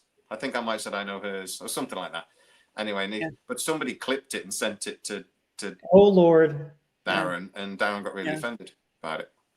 And so Jen actually messaged me saying he's like really offended about it, but don't worry, I didn't take offense. And I've never really spoken to him since. But David. Well, we just set something up where we should set something up where it's like a fun just Stargate. At the end of the day, mate, we all just fucking love Stargate. Yeah, exactly. We're all just and Dave's been talking about wanting to expand the tent and bring in all the fans and stuff. So I texted David whenever you do the announcement. They're fun. There is competition between YouTubers. There is. I mean, the Popcast guys went at me. I mean, properly went at me. They were threatening me and all sorts. There is competition. Popular. Now I have that stupid song in my head, that music from Penny. Yeah. All right, I got to get out of here, you guys. But bye, Sarah. It's good seeing you again. Farscape tomorrow, everybody. Bye. Farscape around tomorrow. I want to go as well. Sorry, guys. If that's all right, it's gone 8. Okay. It's quite late for me Right. when we do these videos so late. Sorry. Oops, wrong way. Bye. Bye. See you tomorrow. See ya. So Harris, Yes, Stay sir. 5 minutes. do what? What did you say, Jamie? I'll stay 5 minutes. But I'm Oh, okay. Well, let me talk about what I've been doing. For Professor Cringe. When I started back into this degree program, I'm almost finished up. As well, you're going to have to change this because I'm really promoting Professor Cringe now, because I've been trying to figure out a way now that I've got a lot more time. I've been trying to figure out a way how to monetize those screen treatments. I used to write a lot of screenplays and so forth, and so I've got a lot of just treatments. A treatment is like a one sheet of what a story is, the location, character descriptions, and the story arc. And I've been trying to figure out a way to bring those, at least do something with them. And so there's a new story on my YouTube channel, Professor Cringe, called The Spider Crypt House. Spider Crypt House. And it's going to be a multi-part series about, it's kind of a haunted house. But anyway, I don't want to give any spoilers for that. And yeah, my other channel is Mojo Zoo, which is kind of a photography, just found it. Tips and whatever. But yeah, The Spider Crypt House. There's tits in it. Tips. There aren't any tits in it. I'm looking at a picture of a flower. What are you talking about? You said there's tits in it. Oh, there's a spider and a spider web?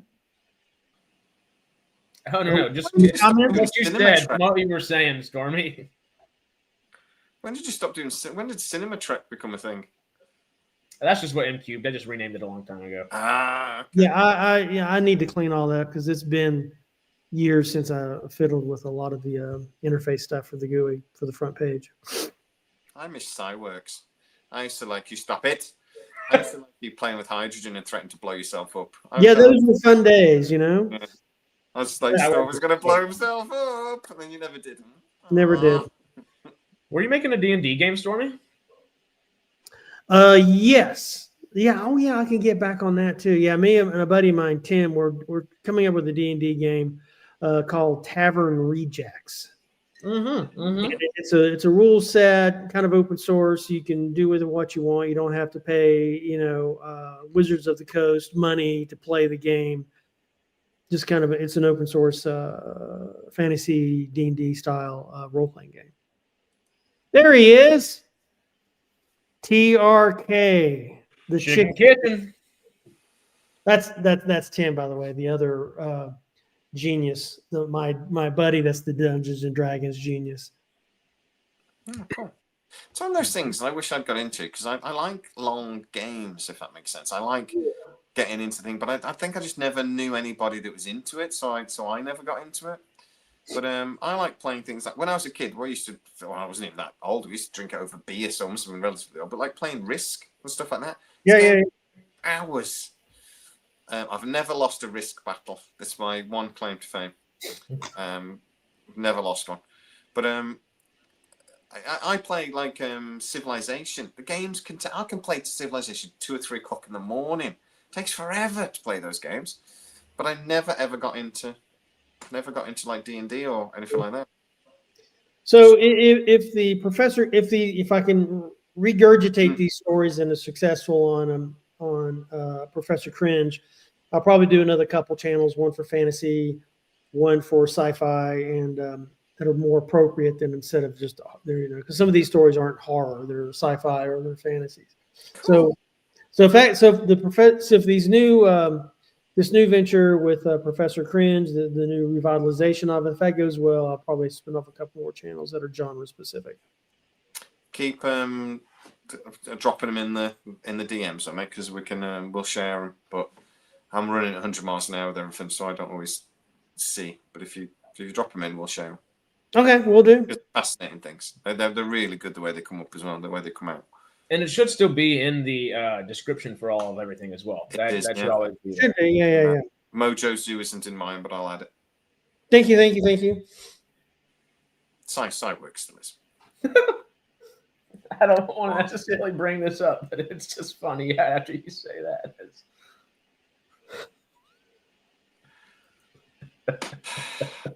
I'm not. It's a challenge, so well done. Because the R word is becoming popular again, and apparently not an insult towards mentally disabled people, or it'll be people with learning disabilities. It is, by the way. But I like that we said challenged. No, I used to play with my mate, and sometimes my kids. So there we go. I did cheat with that, but never lost again. But I had 2 or 3 mates that we used to play. Did you ever play the? They have Star Trek and Star Wars versions of Risk. I think I have Star Wars. They were Risk. crap. They were rubbish. There's really not enough planets or countries or things. So it was just really easy. And they changed the rules for all the games. I thought they should have just changed, the style in the same game, but with the bits. And they didn't. They always changed the rules, so you just couldn't play it. But I actually love Risk. Play like 6 hours, get drunk by the end of it, and just like. But I used to have a tactic that was really irritated, so I just used to wear people down. Yeah, we got a couple people. We play Catan not infrequently, and we got a couple people with some tactics in there that it makes you not want to play all the time. You're like, all right, well, I'll get the next game. It's like playing my mate at snooker. He never gives up, so he'll just keep. I can be 30 points ahead of him on the pink, and he doesn't give up. He just keeps trying to snooker me, and I said, it's so boring. I was like, for God's sake, man, just give up. And he won't. But yeah, and he's like Iceman from Top Gun, just like wearing you down, pulling your hair out. I had hair before I started playing with mate Damien at snooker. Yeah. So anyway, just to clear things up with Kojo Asante, that is my real name, first and middle name. I was born in the '60s, and Mama was a hippie chick. So, what is your full name? Stormy Mojo. What? Stormith Barrett Mojoith Williams. Yes. That's Gandalf. Gandalf. SciWorks. Danny Gandalf, SciWorks, Cringe, Professor, Master, DeVito. Oh yes, the Gandalf, Gandalf DeVito. Yeah. But anyway, that was all of my big announcement. I finally got another episode of Professor Cringe up and running. The Spider Crypt House Chapter 1. Now listen. Just making sure that chat that you were mentioning got brought up there. Oh, don't forget Esquire. Your name is Kojo Asante. Asante. That is an awesome name as well, though. That's a great name. That is. Asante is a great name. I wish my name was Asante. That's a fantastic name. I would assume our Storm Bear is more Gandalf the Grey. Yes. He's more whimsical and fun. Yes. I don't have those serious white vibes yet. Well, you've got to die first, haven't you? Yeah, that's true. And I'm not looking forward to that. So I'm definitely. Is Sirius White, Sirius Black's like second cousin or something? Something like that. Yeah, okay. I think so. So I want to hear the story about when I died. I genuinely died once for about 2 minutes. Oh, actually? Yeah, no, seriously. That explains a lot too. Yeah, it was it was a thing. I had this really bad infection, and it went after my pancreas. Oh. So my pancreas was infected with this thing. It's not from Manchester now. Not far though. I'm about an hour and a half away from Manchester. But anyway, right. So the doctors couldn't figure out what was wrong with me, but my insulin levels kept like spiking and then dropping. And back then, I was quite fit. Not anymore. Now, because would that have been like post-military?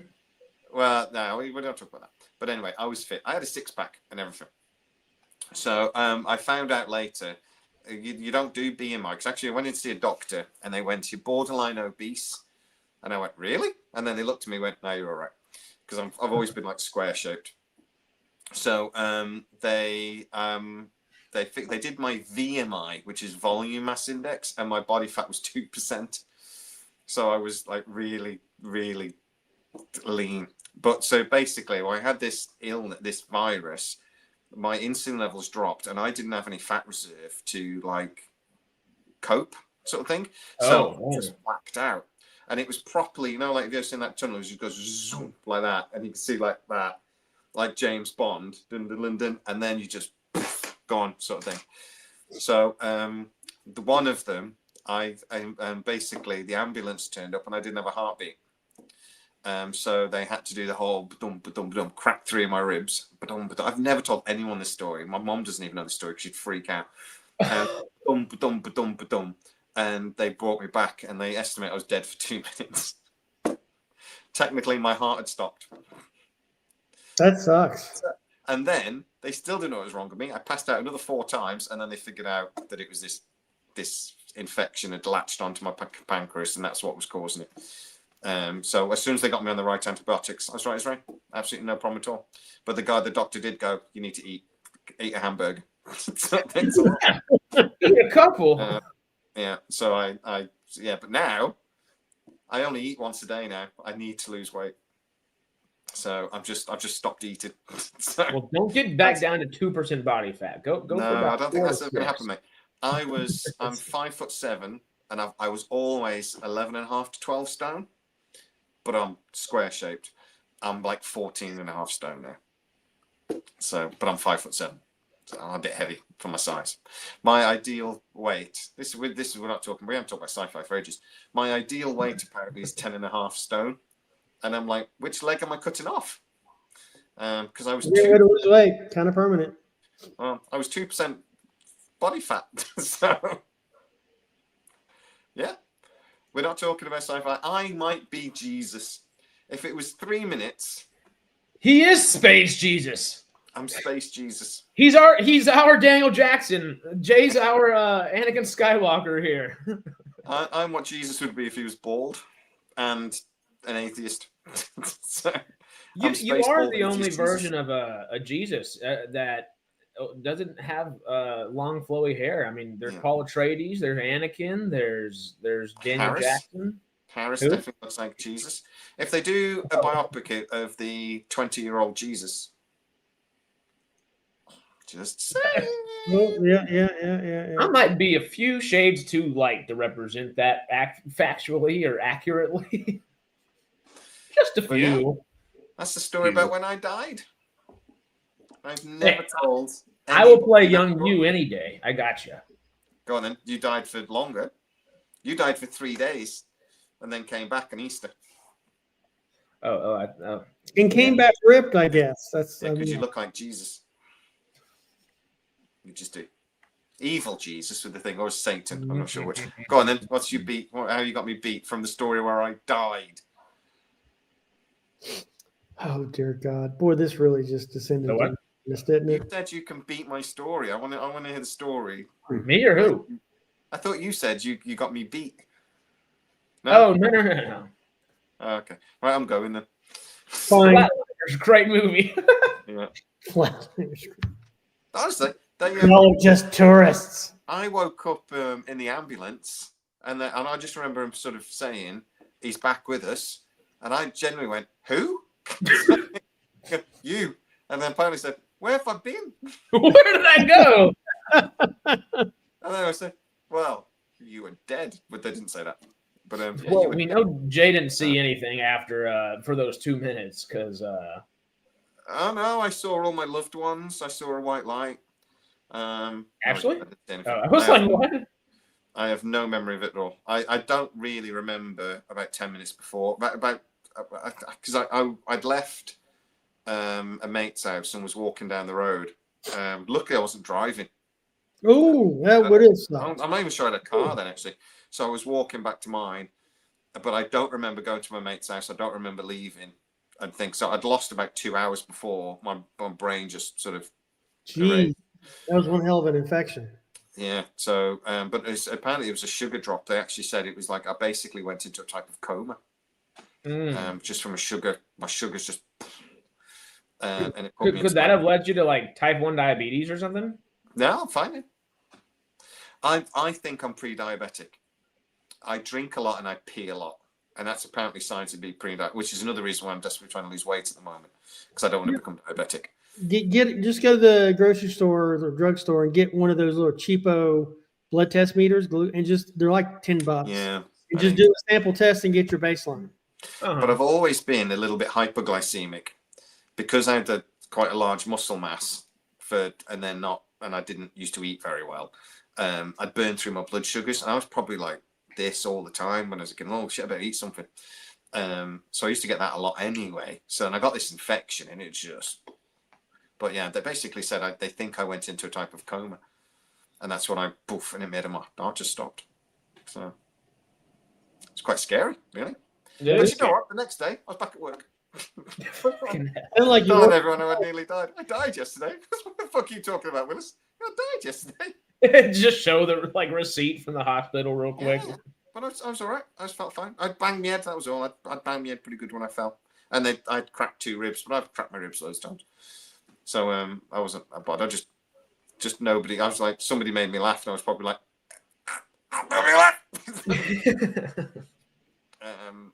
I broke a rib once and sneezed and thought I'd died.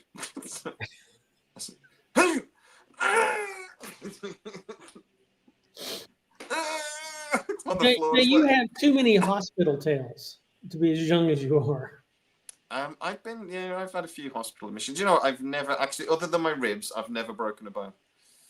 And my head's pretty cracked. I've got a crack. Oh no, it's that side, isn't it? There, I got a crack in my skull, like that. I could actually put my finger in where the thing hit me. So, but other than that counts. It might explain a few things. I had quite major brain trauma.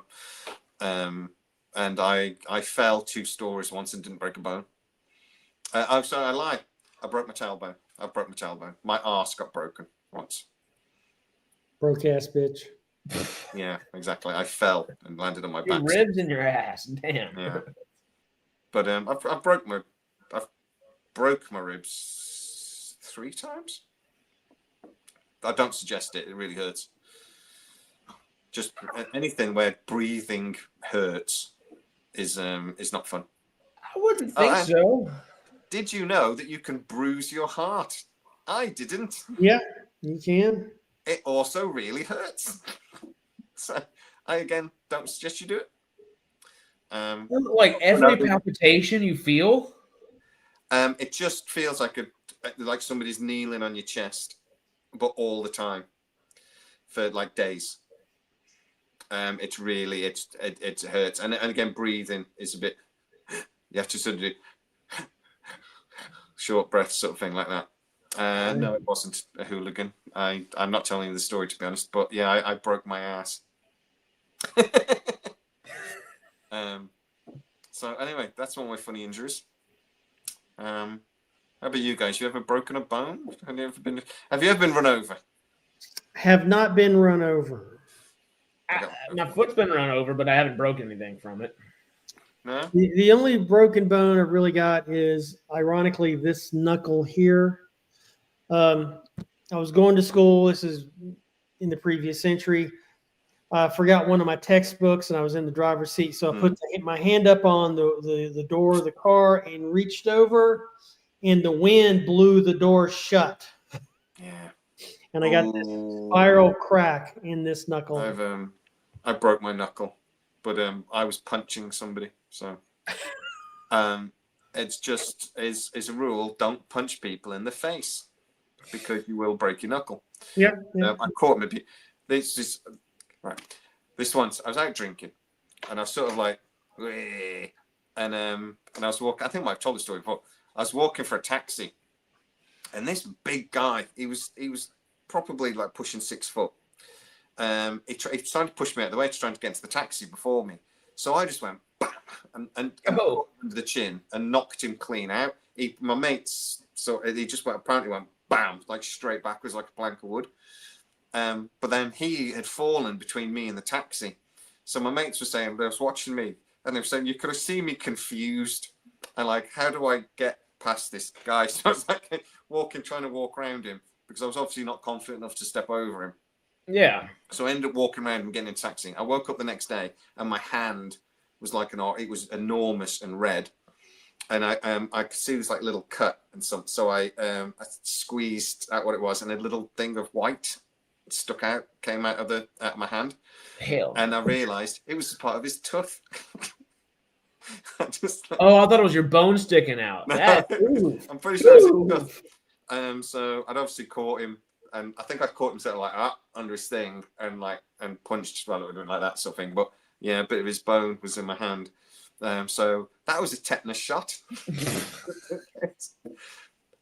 4 occasions I've had to have a tetanus shot. Once a dog bit me. Well, have you learned not to do that now? Yeah, don't punch people in the face. It's a terrible idea.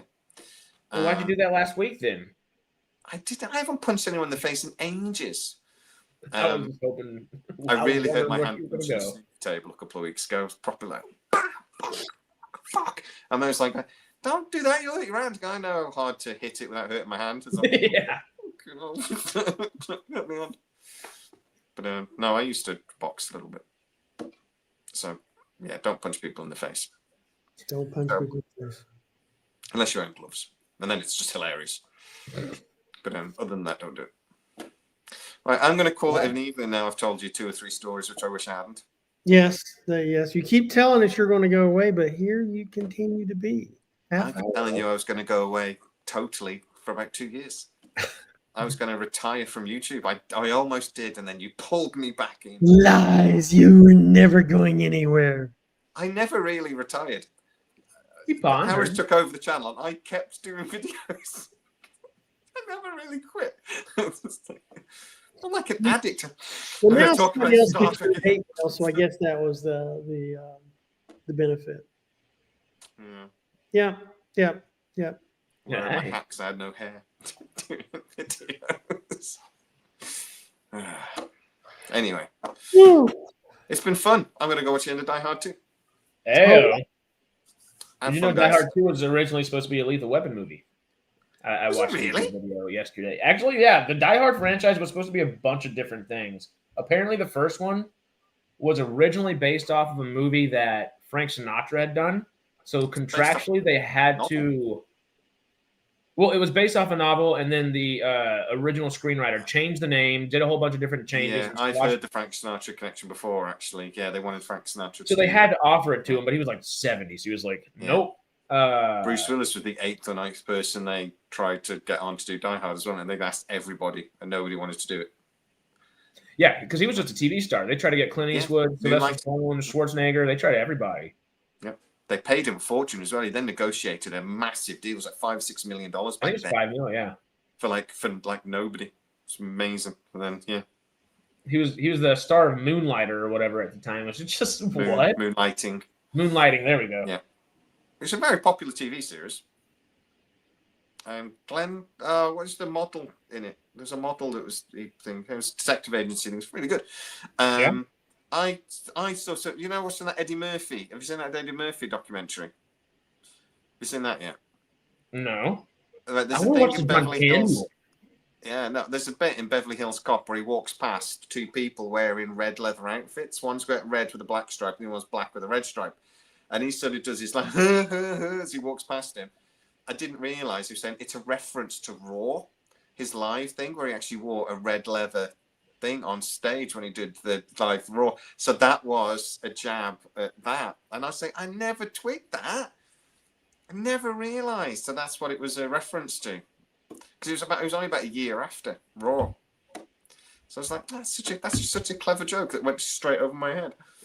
I love that movies can do that. That's one of my favorite things about filmmaking is just the little Easter eggs. That's, I guess, how it's been coined over time. It's just so fun.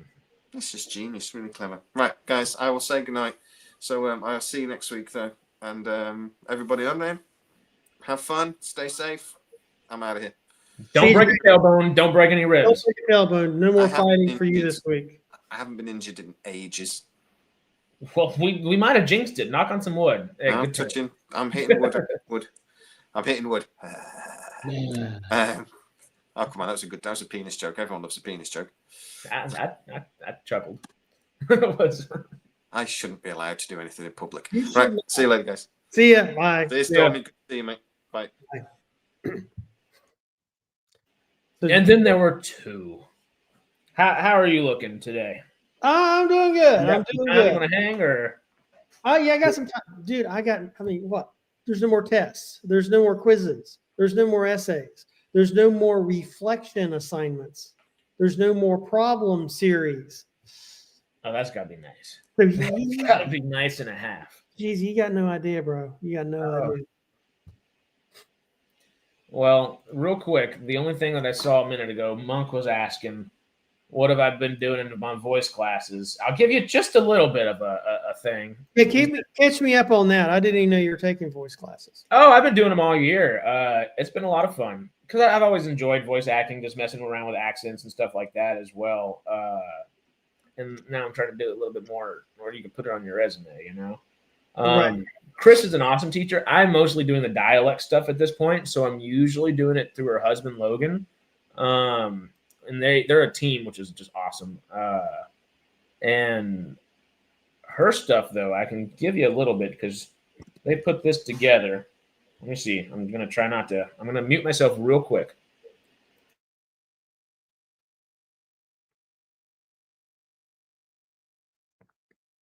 Once upon a time, there was a man named Harris, lost in the desert, trying to find his way to water. But he was in Mojave, which was famous for its water stealers. The Mojave. Mojave water stealers. That honestly should be a thing. I think it kind of is to a degree in Fallout New Vegas. Well, I mean, there was I was listening to one of these old timey radio shows, and from 1940, and they used the term Mojave water stealer because it was such. I mean, when Los Angeles started taking water out of the Everywhere. Well, not just it, but especially Owens Valley. I mean, it became a national scandal, and then it entered its vernacular as Los Angeles became, or specifically Mulholland, he was known as the Mojave water stealer, and it devastated the valley. It just devastated the valley. What was green and lush and full of wildlife is now a desert. Well, a lot of California is kind of in a similar space. Yeah. We get a lot of water from the rest of the state in this county, and it is for better and worse. There's a lot of people to support down here, but it means the rest of the state is not necessarily supported as it should. I crossed over. A few months ago, I crossed over the Colorado River. This is right in California, and it was so low back east. Creeks were bigger than what was in the Colorado. I mean, it was the drought was devastating, and it's it's just not getting any better. I mean, if you look at California in terms of like a water needs construct, I mean, 20 million people live in the Los Angeles basin. That's half the state. It's insane. A lot of water needs per person. As long as the fountains in Vegas are still working. Damn it, Peter. I mean, kind of, though. Well, if the water gets too low in those fountains, they can always replace it with champagne. Yeah, Lake Powell, Lake Mead. I actually did a video that I never published on the water problems of Lake Mead. And, I mean, it was so low. There was like all this stuff that like people had dropped or lost from boats and fishing. And I've got this reel that had just been corroded. It was an old fishing reel that I found at the bottom of Lake Mead that I just kept, because it was just buried in the mud and it had been finally exposed because of the severe droughts. Just finding a lot of things in the old Lake Mead. There's lots of things they're digging up out of Lake Mead. Ooh. Or what was Lake Mead. Well, this is just the thing I was trying to find a second ago. I wanted to make sure I didn't show you my entire animation demo or commercial demo, excuse me. But this one's fun. This is a fake ad for Dr. Pepper, but this is what something I got from Chris. This is her changing your voice and your vocal cords, rather than actually just doing a dialect something. Here you go. If you're listening to this, you probably want to make sure Dr. Pepper Blackberry Zero Sugar has the same sweet, bold flavor as regular Dr. Pepper Blackberry. Rest assured, it does. Dr. Pepper, blackberry zero sugar. It's a pepper thing. What is high quality? Somebody hire me. That was you without any electronic manipulation. No, that's just me using an accent, talking and getting a little bit further into it. But it's a fun thing to do. Holy shit, Harris, that was really good.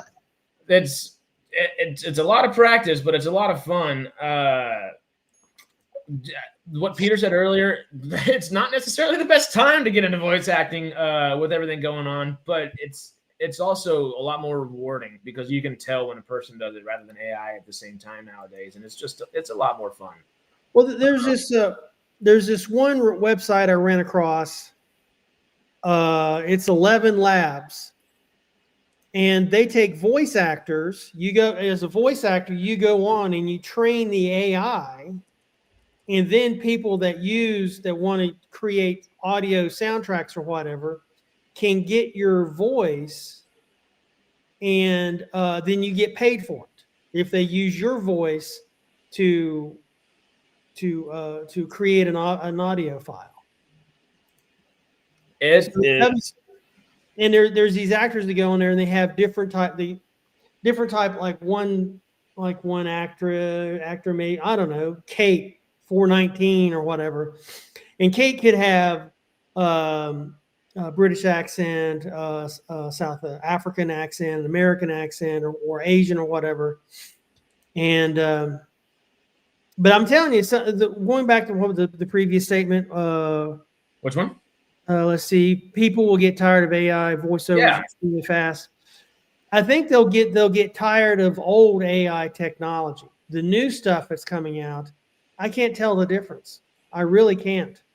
Because they're naturally generated through someone else's modeling. An actor or an actress will go on and they'll go through the process of modeling their voice for the AI, and then they can sell the AI. They get money anytime somebody uses their construct.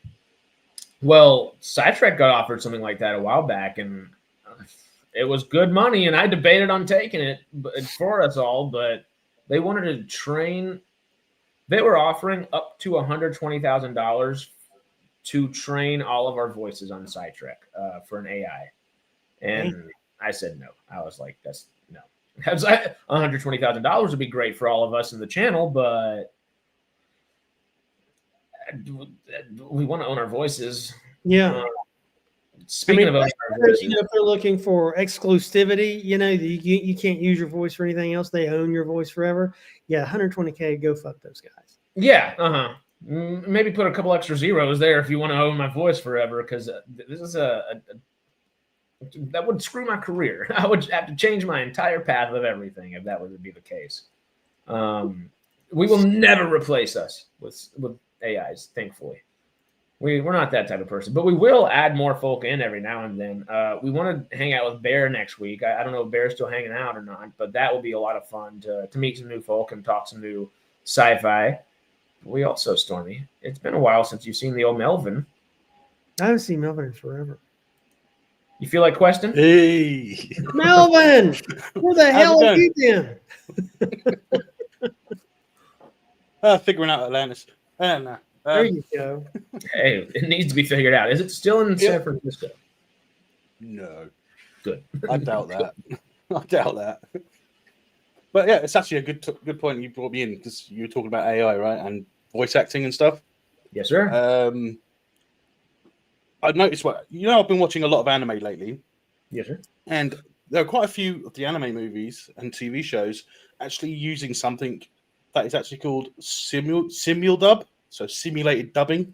So it's AI generating voices for the translation, which is actually quite interesting, because I don't know if you remember a few years back, I think it was like leading up to or during the actor strike.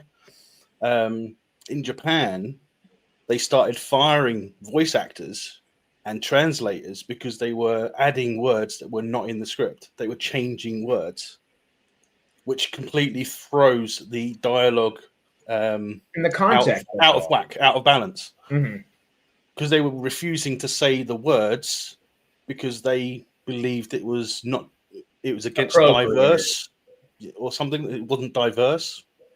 Just whatever the model was, it wasn't appropriate for the thing to say or something like that, even if it's written in a script. Yeah, so there are a lot of anime companies now that are actually moving towards the AI to replace the voice actors because the voice actors go off script. Oh, the voice actors? Well, no, the voice actors don't go off script. They do. If they're told to go off script, if they go off script, it's because they're told to. Voice actors, their job is to not do that. That's misinformation in that sense. Just because it's a very stringent thing, voice acting, especially when it comes to animated voice acting, and you have to be matching your movement hyper specifically with certain things. ADR is a specific thing that has to be done in every kind of film. Yeah. And voice acting is hyper specific. There's very little room for improv besides just like that Dr. Pepper thing a second ago.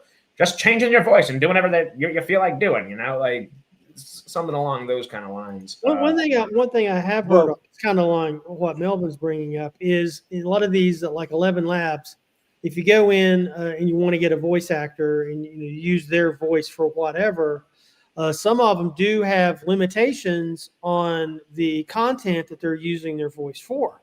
And there's a warning for that. You can't use it in this, can't use it in that, or whatever.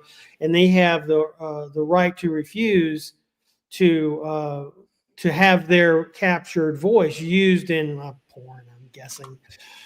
So I mean, I have seen that, and but yeah, if you got a contract and you're especially, if you're a Screen Actors Guild and you're going off script, it's got to be because you've been told to. Now, who knows if it's a Japanese company or whatever, and the voice acting is done familiar with it.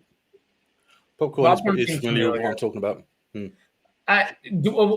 Because there's so little room, just from the acting perspective. I'm not familiar with the story or anything. Either told or given permission to do so for anime, but places like Crunchyroll bought the rights to distribute in the U.S. That's what I was, because you don't just get free reign to do stuff like that, and specifically with voice acting. Acting, there's a little just stage acting, in-person acting is a little bit different because you have that natural improvisational kind of room. The improv is fine, but adding political things into it, that's the major issue they were having with it. Well, like what Stormy just said. They were changing it for political reasons, not for there's a lot of voice actors who refuse to allow their voice to be utilized in religious or political ads and stuff like that, or affiliated things, so on and so forth. If it happens to be for a role and you're the character, that's a different thing, but that's a little screwy because that's especially if it's something like especially with anime, because a lot of the time the translation throws everything off completely. So the context changes, which means it changes what it sounds like to what's actually happening on the screen. And anime requires such a precise script for the story to maintain continuity, because a lot of these some of the manga stuff is really involved. Some of the anime is really detailed oriented stuff, and you've got to really maintain continuity, or just like what it's like. And we're also talking about companies that have been around for decades. How long has anime been around? I don't know. I haven't looked it up, but it's been around a hell of a long time. Well, yeah, because it's technically just anime is just Japanese animation, and I would assume they probably started. Or I would assume Japan's been making. I think anime is more of a specific style of animation. Nowadays, yes, but technically, anime just means animation in Japanese. But it's definitely turned into that style, because now you have like Western versions of anime, and it's that stylistic like. Well, it happened with Transformers. It happened with the original Transformers. Was it Transformers? I think it was. The original Transformers was actually originally a Japanese anime. Then it got bought up. I think the rights or the it got bought up by an American company, and then they changed it. So the style was very similar, but they literally changed it because they didn't want it to look the same. So they changed small parts of it. I think it was Transformers. I can't remember. It was a long time ago. The earliest commercial Japanese animation dates to 1917. And the characteristic art style that what we're calling Japanese animation or anime, that was first seen in the 1960s. Wow, I would have thought earlier. Yeah. That's cool though. That's good to know. Well, it's still 6 decades ago. I mean, that's still it's a long time. I did a video on Gundam. I did a video on Gundam, which is from the 70s, 79. Well, Gundam's coming back. Gundam is Amazon Gundam. Prime. Gundam has never gone anywhere. Gundam has never gone anywhere. Like I was saying in my video, that Gundam is probably the longest running consistent franchise that's continuously been pumping stuff out, because it hasn't had a gap more than a couple of years. Whereas a lot of the stuff that we've got going with Star Wars, Star Trek, they've had in some cases decades between them coming back. Whereas Gundam has just been consistently throwing stuff out every 2 or 3 years. I wonder if because the only thing that I can think of that's lasted similarly as long that has consistently done that would be Dick Tracy, and that's just because I forget who's the actor that played Dick Tracy back in the day. Maybe it's not Dick Tracy. It's one of those kind of old sleuths kind of deal, and the actor who played the character still owns the rights. So every few years, when the rights are supposed to, you haven't done a project with this character in so many years, and the rights are supposed to revert back to Warren Beatty. There we go. He'll just do a radio play about it real quick and do just enough to keep the rights under his name and under his family's name and such. And then, all right, a couple years, we'll come back. That's it. I think it might be Dick Tracy. Maybe. Could be. But those, I can't think of anything that would have been consistent. What about longer? The consistency is the thing. See, it's like a consistent release of stuff is what I was going for. When I was talking about Gundam, because it was consistent. Whereas there's nothing really else that's been as consistent as that. So, well, and realistically, like Popcorn just pointed out, if Warren Beatty is the person I'm thinking about, I understand wanting to keep the rights and retain the rights and all that, but it is kind of letting it go to waste in a way. I would think Gundam would have been the more active franchise for that long. Yeah. Still owns. Okay, it is him. Cool. Thank you, Peter, for confirming. Warren Beatty and what was her name? The two of them that did the Oscar mishap with La La Land a few years back. Well, I forget. Warren. Who did? You talking about Madonna? No. It's one of Warren Beatty's like longtime acting partners. She's been in a few different projects with him, I believe. Did he do a Bonnie and Clyde, or it was like? I gotta Google it. It's the easiest name in the world. It's not popping up there. And you're gonna be so mad when you figure it out. Oh yeah. And La La Land thing.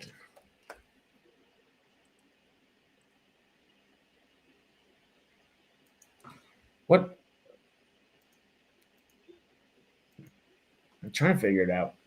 It's her. I just can't name. Faye Dunaway. There we are. I was like, it's somewhere. It's right here. Faye Dunaway. See, aren't you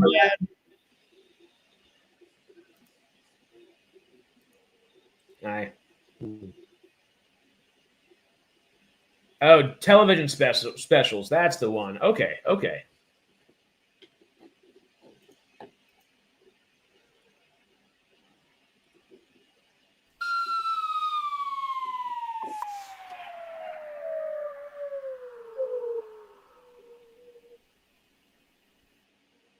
But that I don't hear it. I don't hear it landing.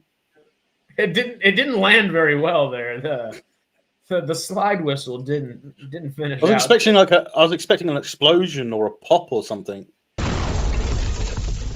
Wait, there's the explosion. Boom. That sounded a bit lame, to be honest.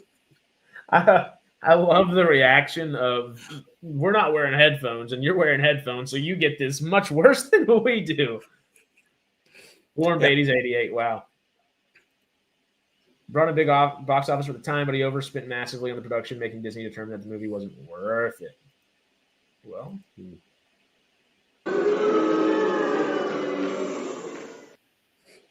they could have done more.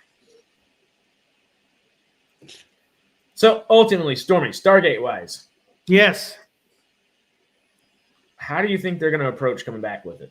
Shit, I don't know. It's now that we've got the announcement that it is on. Well, now comes the speculation of the casting. Is there going to be a new antagonist? Or is it going to be, I don't know. Are they going to bring Anubis back? Yeah. Is Adria going to come back?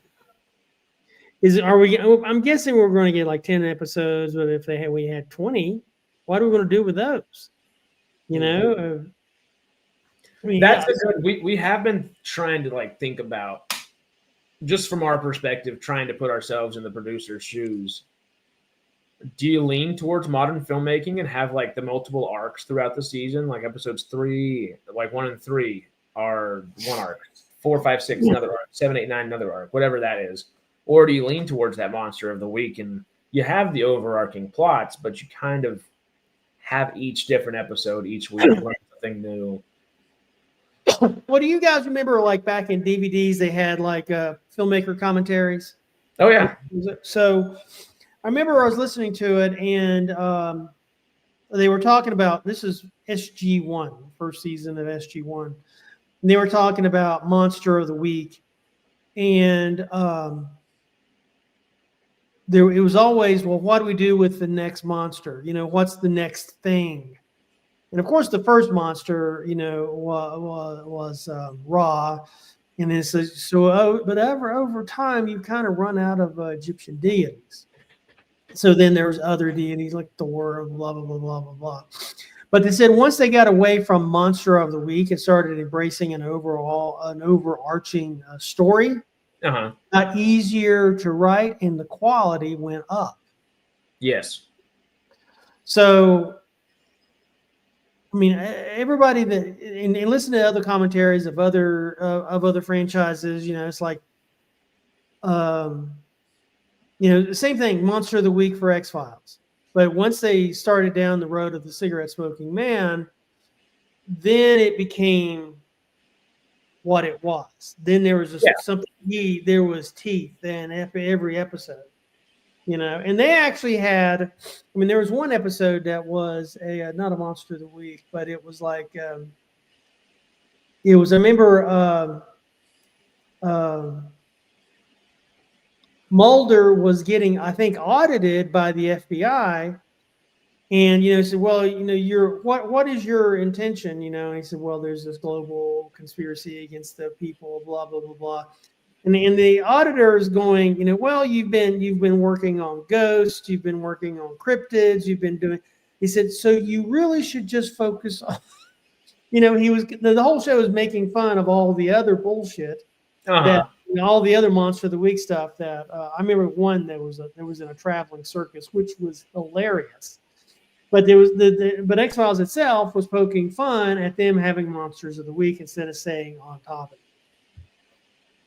Okay.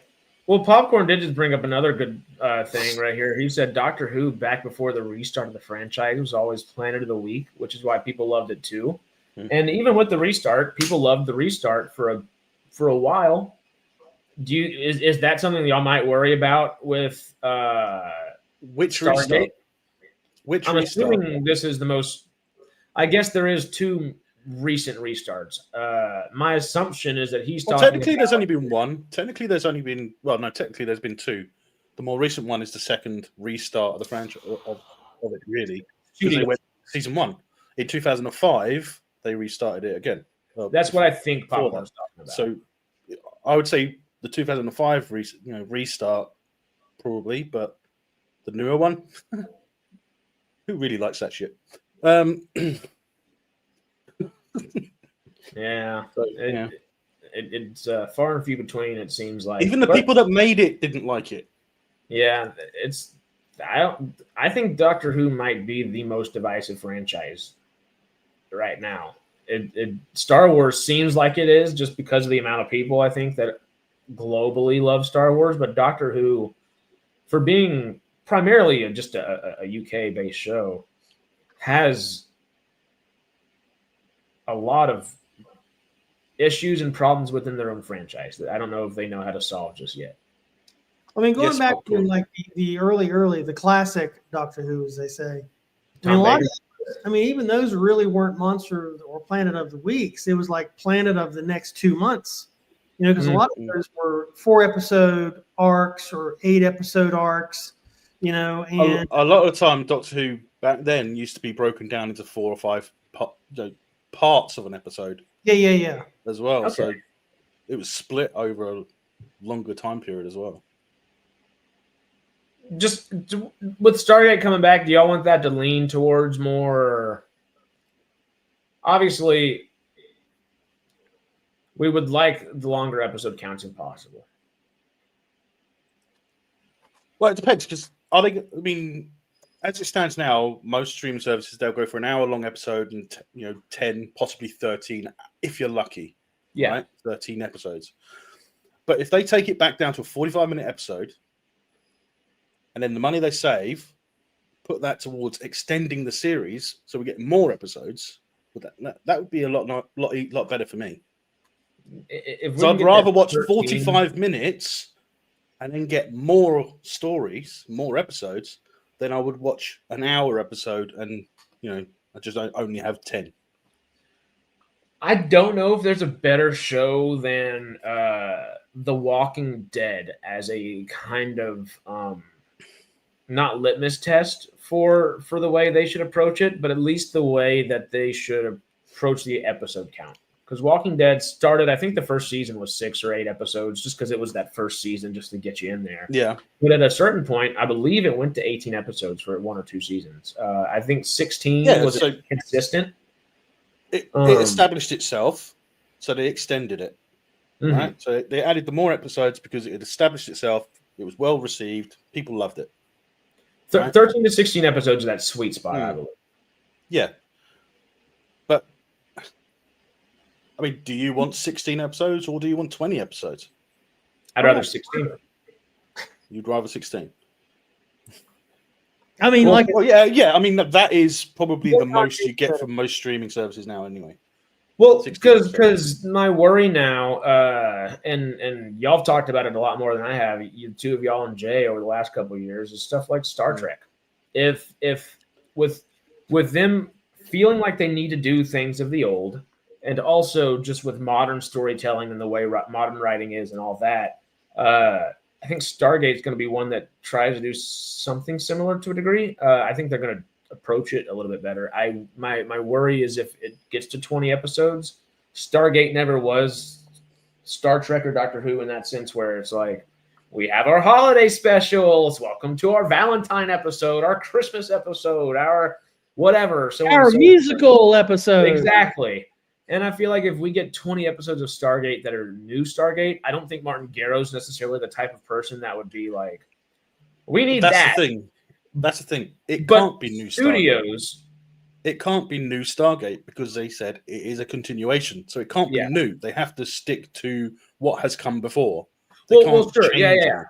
It's more so I'm thinking that if they get that 20 episode count, it's almost it may end up, and it's a may much more than anything. It's just a trepidation. Doctor.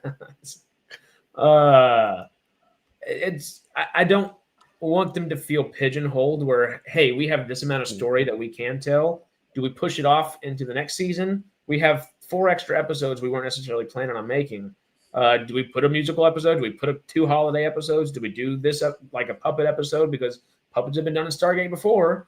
Or do we make it a Wormhole Extreme episode? Like there is precedent set within Stargate with the Wormhole Extremes and stuff like that to kind of have those fun episodes. I don't think that's a good idea for Stargate to start with that, especially when that's but you Star Wars. You can have stuff like that if they really want it, because all they have to do is add in a race that created some technology that killed their entire race, and then one of the Stargate members comes along, sticks his head in a device, silly thing like Colonel O'Neill does, and then all of a sudden he's unconscious, and in his head, we see scenes in his head of people singing and dancing, because that's what the machine would do. But they do some fun stuff like that, but as long as it's not an entire episode, just like no, it won't be. It'll be like flashes, like yeah. He'll be unconscious on the floor, fade in, credits roll, right? Well, so for the opening sequence rolls, and then it comes back, and we're in his head, and he's he's in a penguin suit or something with a top hat and a bloody walking stick, and he's like doing the tap dancing or something stupid like that.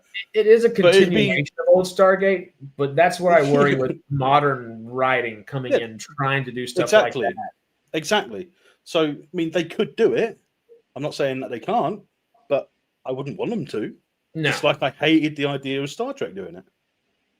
I mean, Jesus Christ. Boy band Klingons, Jesus Christ. Stormy and Jay love the K-pop Klingons. That was their favorite. Oh my God, K-pop Klingons. That's just... Yeah, but they can if they really wanted to. But I don't think, as fans, me specifically, I wouldn't want to see it. It would be a put-off for me. Because, I mean, Strangely Worlds, I was put off Strangely Worlds anyway. So, I mean, yes, I enjoyed some of the story, but most of the time, wasn't really bothered. Which is a shame. It is a shame. I always go into a show hoping to enjoy it. But, once you make a video about or a stream about a show, you have to make another one. So I had to continue watching it and do that. But I'd rather have stopped watching it. But I wanted to get the viewers wanted the video. They wanted the content. Yeah. So at a certain point, that's not even like the case mentally for myself anymore. If I'm not enjoying something, I'll stop watching it if it's really that bad. But a lot of the times, I'm just OCD enough where I'm like, I invested that much time. If I cut the story off now, my brain's going to hurt. Like I need to just close that chapter real fast, I would rather make a video and have someone comment underneath saying something like, "Oh, I'm glad you watched this because now I know not to because it's crap." True. That's true. I would rather that happen than, watch something and then do a video about it and say, it's crap, turn it off, not do another one, and then have people saying, "Hey, why aren't you doing another video for Star Trek? Why aren't you doing another video for this?" Because they're not watching it just to get our opinion. They're watching it to get our reaction, so to see how we feel about it as well. So I'd rather do it for them than myself. Yeah. Popcorn just made me think about like Game of Thrones doing a frickin' musical episode or something, which would be quite awful if they ever did. What do y'all think about? Because I know Stormy was talking about watching Game of Thrones and binging it as of recent. Did you watch any House of Dragon with it? No, I haven't. That was next. I see. But every time I watch Game of Thrones, because we gave the creators so much shit for the last few episodes, and Danny, more or less melting King's Landing, with the attacks, and how could she go so far? She just went. No, she didn't. Every episode I see, when there's some seems like every other episode, I should say, there's somebody talking Danny out of doing something horrible. Yeah. And it was Jorah. No, we should not. No, you don't want to be you don't want to be the queen of the ash pile or something like that. And she was constant. Oh no, let's just take all the slave owners and let's line them up and kill them all and just let their bodies die. I mean, it's just And then the times that she does let herself, like executing the guy that killed somebody else when the end, because that was extrajudicial. So she executed him in front of all the former slaves. This guy was a slave, and he killed. Even after he was freed, he went back and killed one of the other slaves that was in trouble for something else, being a son of the Harpies. And so then she killed this guy, and everyone's telling, no, don't, you don't want to do that, and it's like she does, and then all hell breaks loose. And so, I mean, it was like every season, almost every episode, someone was talking her out of doing some really heinous shit, but all of a sudden at the very end, she did her heinous shit that she did what she felt she had to. She has to secure her position. Going to. She had to secure her position. That's what she was doing. And she I wasn't think crazy. I think that tendency was there throughout the entire series. She's a Targaryen, for crying out loud. What did they expect? Half of them go mad anyway. I mean, I don't think she's as bad as her brother. Her brother was really off the hook. Oh, Viserys wasn't. Yeah, God knows what he would have done with that power. But for her, he would have been a monster. She at least took advice from some people most of the time until the very last. And I remember after the attack, scenes from Arya coated in ash and the horrors of all of that afterwards. I said, well, that's exactly what Dany wanted. All from the very beginning. She just didn't have grown dragons, or she didn't have the army, she didn't have the navy. Then she got the Dragonstone, and it was just, and she was just Cersei until she saw the army of the dead in person. And said, "Oh yeah, we got this." Yeah. I reckon she finally saw that she was the one that was meant to sit on the throne, because she was the one that survived, that didn't feel the heat of the water from the bath in the first episode. We see her. She's in a hot bath, and the servant comes up and says, "Oh, it's too hot," but she doesn't feel it. So from that point, she must have been thinking to herself, "Am I the one that's meant to be on the throne? Am I?" Well, by the end of season 1, walking out of the fire with the dragon eggs, you're like, "Yeah, yep, she's the one." Yeah. Like, whoop. Did y'all see the trailer for Night of the Seven Kingdoms? Yep, I did not. Oof. Is it awesome sauce? Is it something I need to go watch? Do you want to risk showing it, or? I'm intrigued. We can try. Let's do a little lo-fi on in the background to kind of thwart the copyright peoples. Of the Seven Kingdoms trailer. Amazon tend to acknowledge the copyright, but they tend to allow people to react to it because it only broadens the audience for it. Especially if it's a trailer. I mean, but this is HBO, and Warner Brothers has never been very good about that. They've been really bad about taking things down. But hey, if we're 2.5 hours in, if we have to mute 3 minutes of our stream, almost 3 hours into it, we'll be okay. Yep. We'll be okay. Yeah. Let's do the one that's. But I am looking forward to it.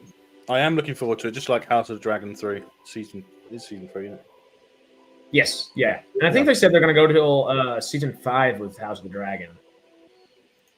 I thought they were rushing it because I thought they already said that they were rushing the House of the Dragon because they were only getting a smaller amount of seasons. I feel like that was the original intent, or because I remember them saying that after season 2 aired, and now before season 3's airing, it's looking like they might get all 5 seasons.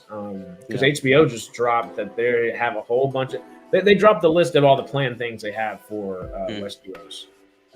Yeah. Shall we dive into Westeros? Go.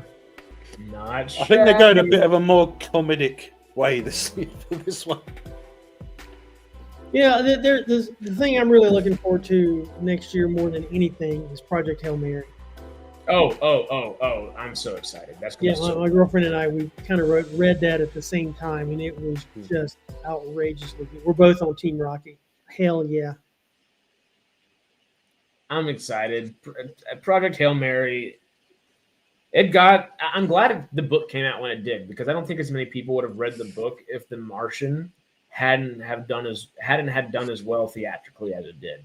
And because it did, people were willing to read that Project Hail Mary book, and I'm glad it's being made into a film. Matt's been talking about that book since The Martian. I feel like and Ryan Gosling is cool. I think he's a good choice for it. He's a chameleon of Hollywood, obviously, but always very much Ryan Gosling at the same time. And I don't know. I don't know a whole bunch about the book. He seems like a good person to tackle the mantle of it.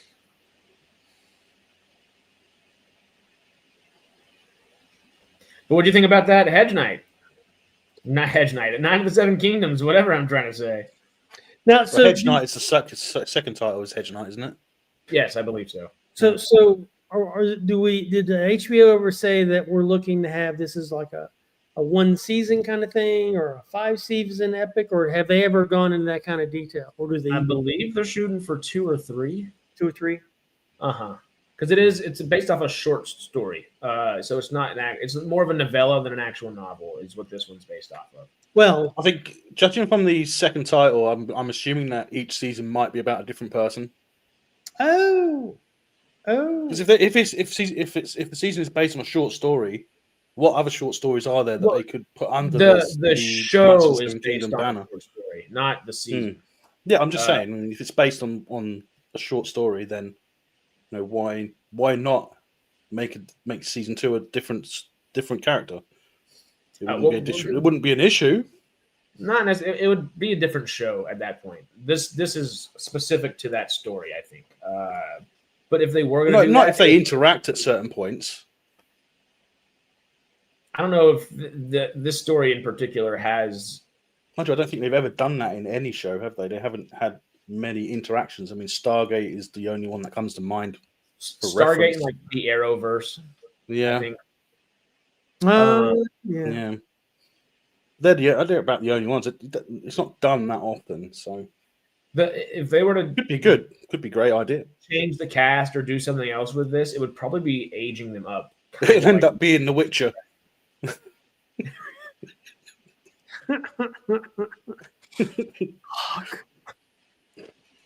As I watched the first 2 episodes of season 4, like 3 or 4 weeks ago,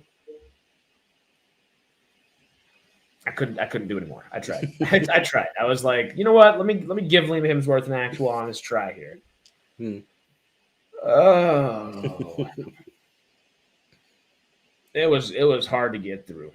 And did you see that they actually dropped The Rats, the actual TV movie that they made on Netflix? It was supposed to be like the big movie they made to get you excited for season 4, and they quietly didn't put a single piece of promotion up. The Twitter, the X, whatever, literally hasn't tweeted about it once. The official Witcher account has not tweeted about them releasing and dropping a whole new product and project on Netflix. It shows the confidence they had in it. Exactly, and it's that. Like, they must have had amazing confidence in that, right? Well, Lauren Hisrich, I really don't think she's the worst showrunner in the world. I think she might have been the worst choice in the world to pick for The Witcher, because she obviously doesn't care about the source material like at all. Henry Cavill left because she didn't care about it, and it's not like very public and obvious, because this is not the books, it's not the video games. It is very much Lauren Hisrich just making a fan fiction thing and with her writer's room. All that being said, as stupid as Witcher has become, and it is never really. Henry Cavill made The Witcher what it was. There's no quality. I think he had a lot of input that they actually listened to whilst he was on set. So I think contractually we're obligated to listen to. And the second that ran dry, he was like, "They won't listen to me at all. I'm out of here." And that was probably the smart move to make. All that being said, because Lauren Hisrich has screwed The Witcher up. Sorry, that is her fault. I don't think she's a bad showrunner, and I think she could be a really good showrunner for other projects and things like that. But I don't think that is her vein of projects she should be in charge of. She's proven to not be a bad action showrunner. But this is obviously not something she cares about. So I don't know why she's trying to push it back and further it.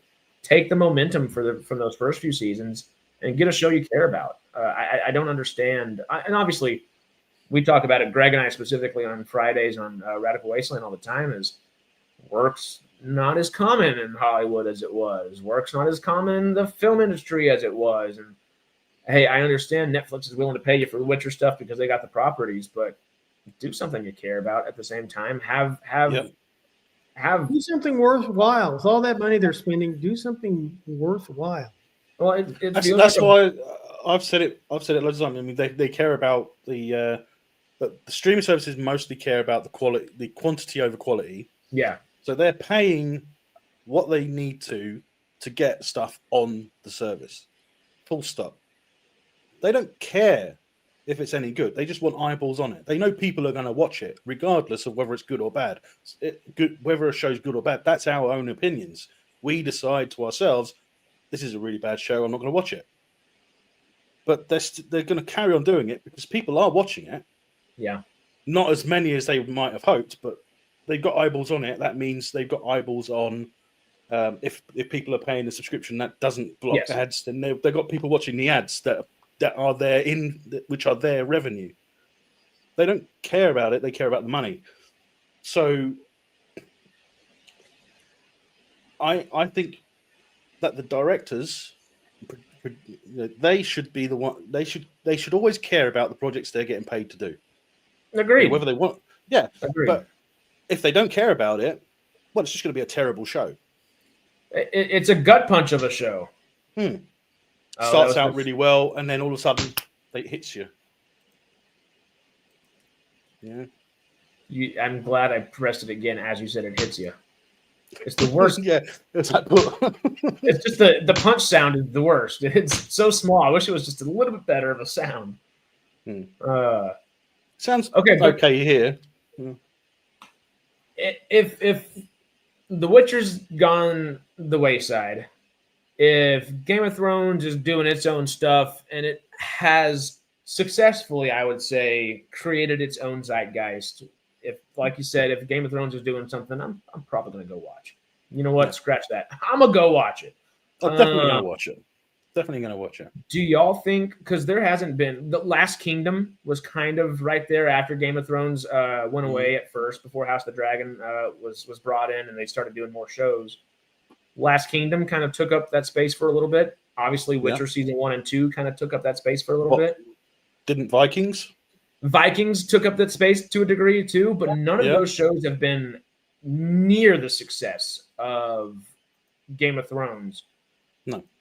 Do y'all think Highlander has the ability to garner a different corner of fantasy in that sense, that other shows like Last Kingdom, Vikings, Witcher, so on and so forth, Carnival Row, all these different things weren't able, even Lord of the Rings, Rings of Power, which is the most fit thing to ever frickin' just take over the fantasy realm. People hate it. And it's got some decent things throughout it, but for the most part, people dislike it. Is Highlander... the Highlander, there was a Highlander series. Was that the 90s? Yeah, there's a Highlander live action series in the 90s, and there was also the animated series as well. I mean, and I watched the 90s live action series. It lasted for 3 seasons, I think it was, something like that. But there was. But it had loads of movies. It was kind of like a Babylon 5 right way. It had loads of movies that were carried on afterwards. But for me, the live action show, the series, it was like there were. I mean, every week there can only be one, and after a while, they're going to die. They're going to die. I like that. I really did like that because it was like really? Every time it's like there can be only one, and then you've got a building where hundreds of them are being kept asleep. So you're the reason they went so long. Well, that's got to be something they're doing away with going into this. Oh, there was also that Highlander series, live action series that broke the law of Highlander Raven, about female Highlander. I did like that. Yeah. I'm not saying it was terrible. I'm just saying that the law was saying that they're all men.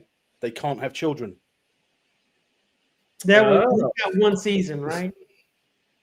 Yeah, I only had one season, and I think it had one of the movies was part of it as well. No, yeah. It never seemed like Highlander was so.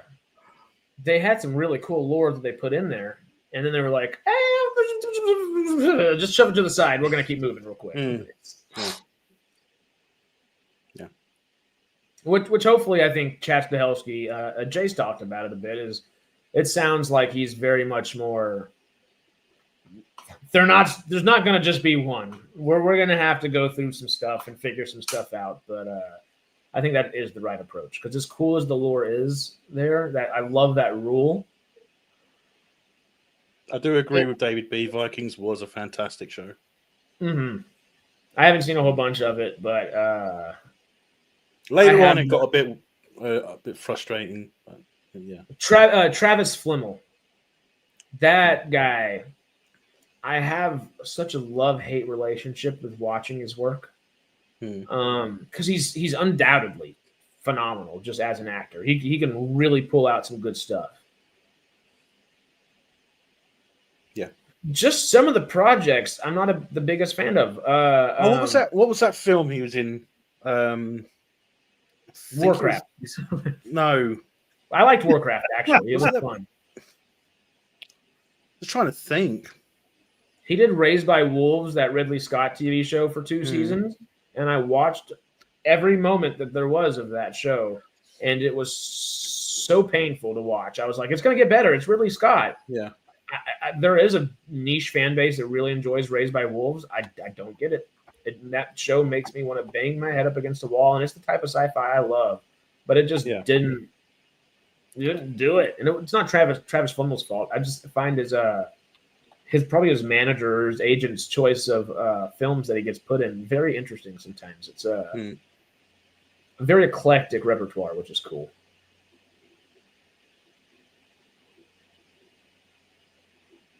What else are we thinking, y'all? I'm thinking my butt's asleep. we had to get, if you came back for the first time in a few months and we didn't get close to the 3-hour mark at the very least.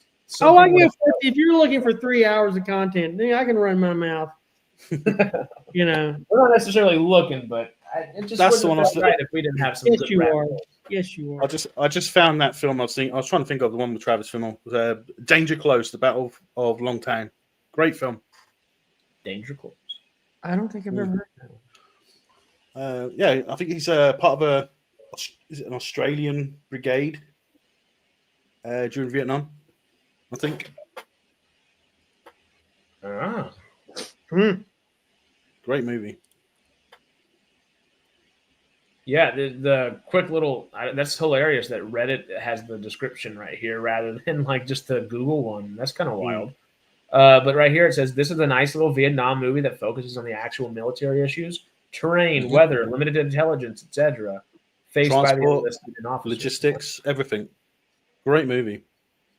I'd say it's on par with Siege at Jodorville, but Siege at Jodorville was the Irish one with United Nations in Africa.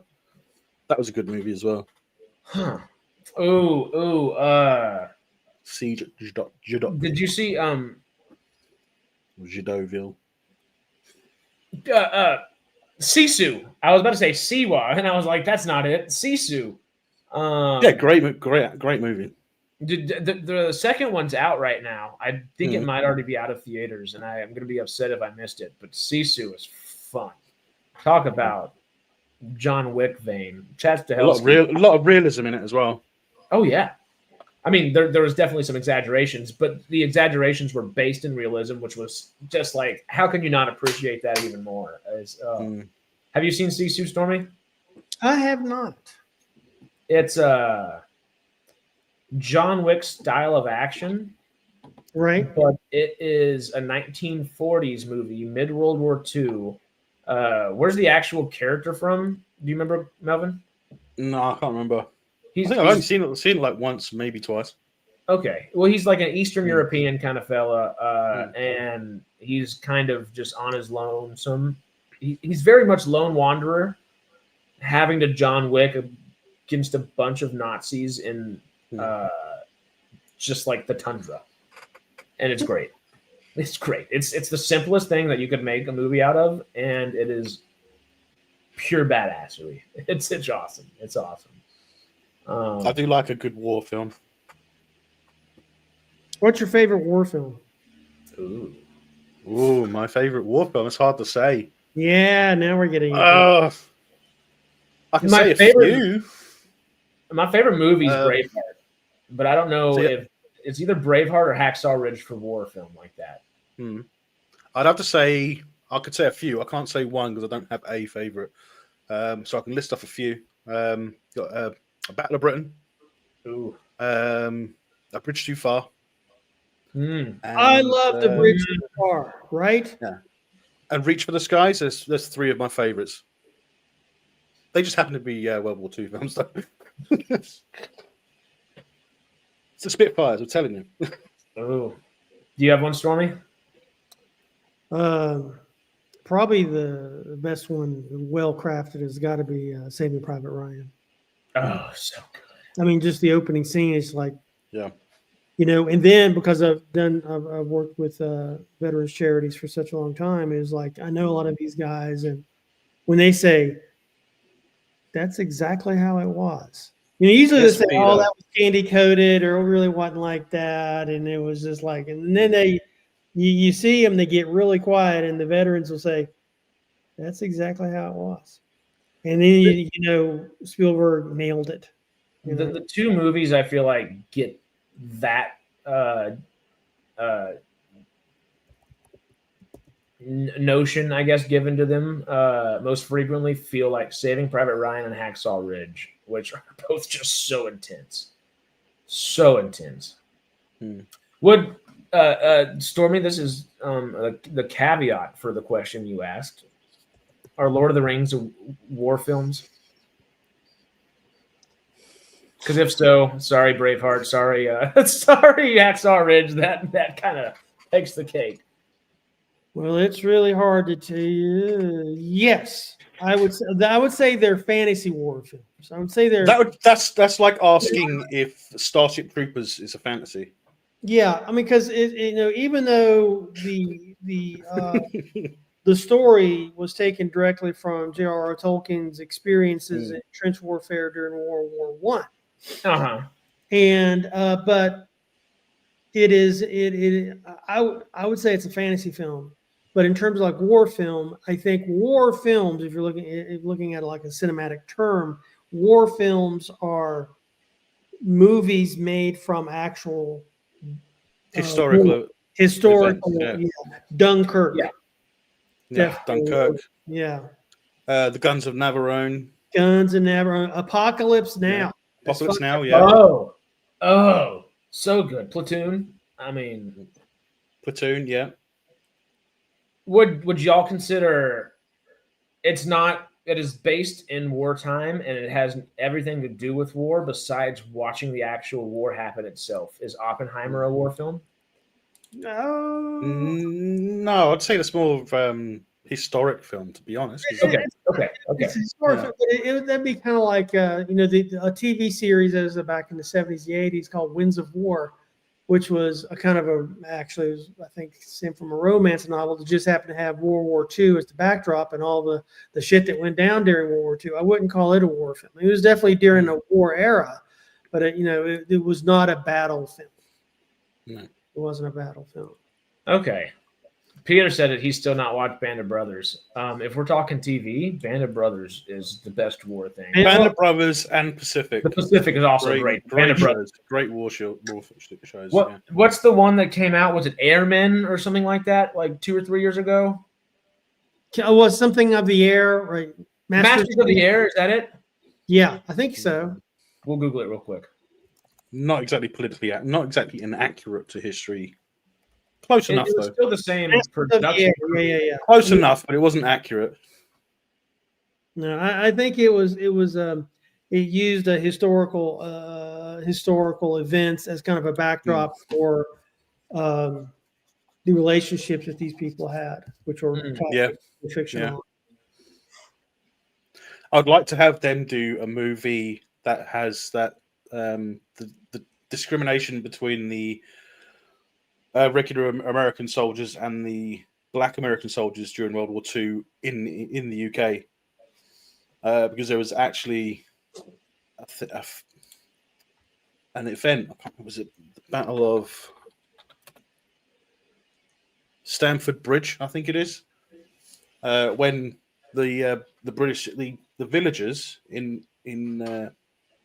oh no, not Stamford Bridge, but the villagers, they allowed black men from the US forces to come into the bar and have a drink, and they would dance and they would talk, chat and laugh with the white women.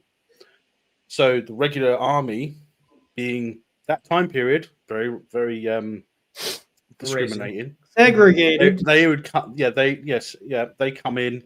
They hate what they're seeing because the American forces, apparently the officers, the commanders of the US forces in the UK at the time, had sent to all the villages and all the shops, all the bars, saying, like, do not allow our coloured soldiers into your shops, into your bars, or anything like that, because they wanted to bring the segregation over to the UK with them. So, all the villagers were like, we're not doing that.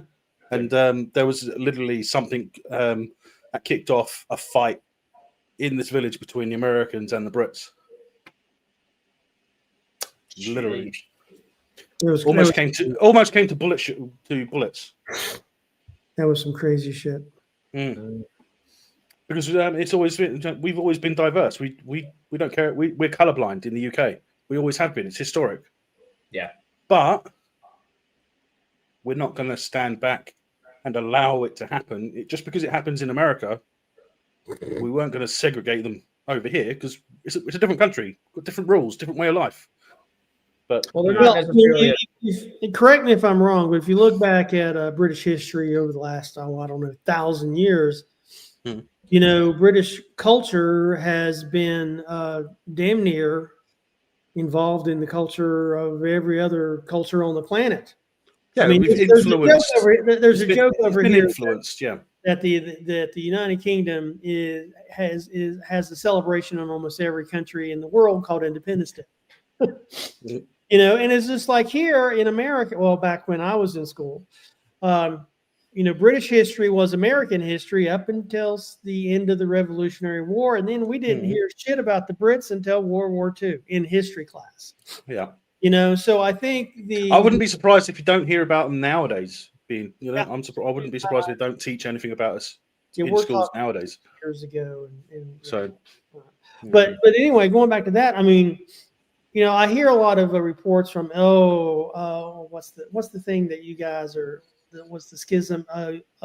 London is being Islamicized or something, and it says, you guys were all over the fucking world. The Beatles had, Indian gurus and no one batted an eye, but now it's just like, now it's an issue. The UK is for whites only. I said, well, it's like same thing in America. America wanted to be a superpower. Now we're all pissed off because being a superpower is really expensive. Yeah. And all of a sudden, a superpower, you get influences from all over the world. If you want to be isolated, be fucking isolated. Mm-hmm. And it's just like I think it's a media-driven schism here, and I'm guessing, I don't know for sure, you correct me if I'm wrong, but that kind of schism is also kind of people are standing back and can't figure out how England got to where it is because of the history of what England was and what England did. I can't really get into too much on a live stream. Don't get banned and because literally get parents in trouble. Stormy, people are getting arrested for tweeting one word that hurts someone's feelings. It's up weird. 10 months in prison. back and forth too. 10 months? At least. Jesus Christ. Well, I hope those weren't the words. He gets you. If you get a chance, look up a woman called Jennifer Connelly. The actress? No. I was like, she was in Top Gun too. Are we now, politicizing Rocketeer? Because it had Nazis in it. No. Those were the bad Nazis. No, it's not. Hold on, let me just check and make sure. Lucy Connelly. Sorry, Lucy Connelly. Lucy Connelly. Yeah. Was it Lucy Connelly? Should I even put this in Google? Billy Connolly's daughter. Connolly, whatever. Yeah. She was arrested for a tweet that she made after an incident in the UK, and she was in prison. And yeah. But the thing is, it was up there for an hour. She deleted it an hour after, but she calmed down. And yeah, you got it, have you? Urged her followers on X to set fire to hotels housing asylum seekers. Holy cat! Okay, she would get arrested here for inciting violence. I mean, calling for setting fires to hotels.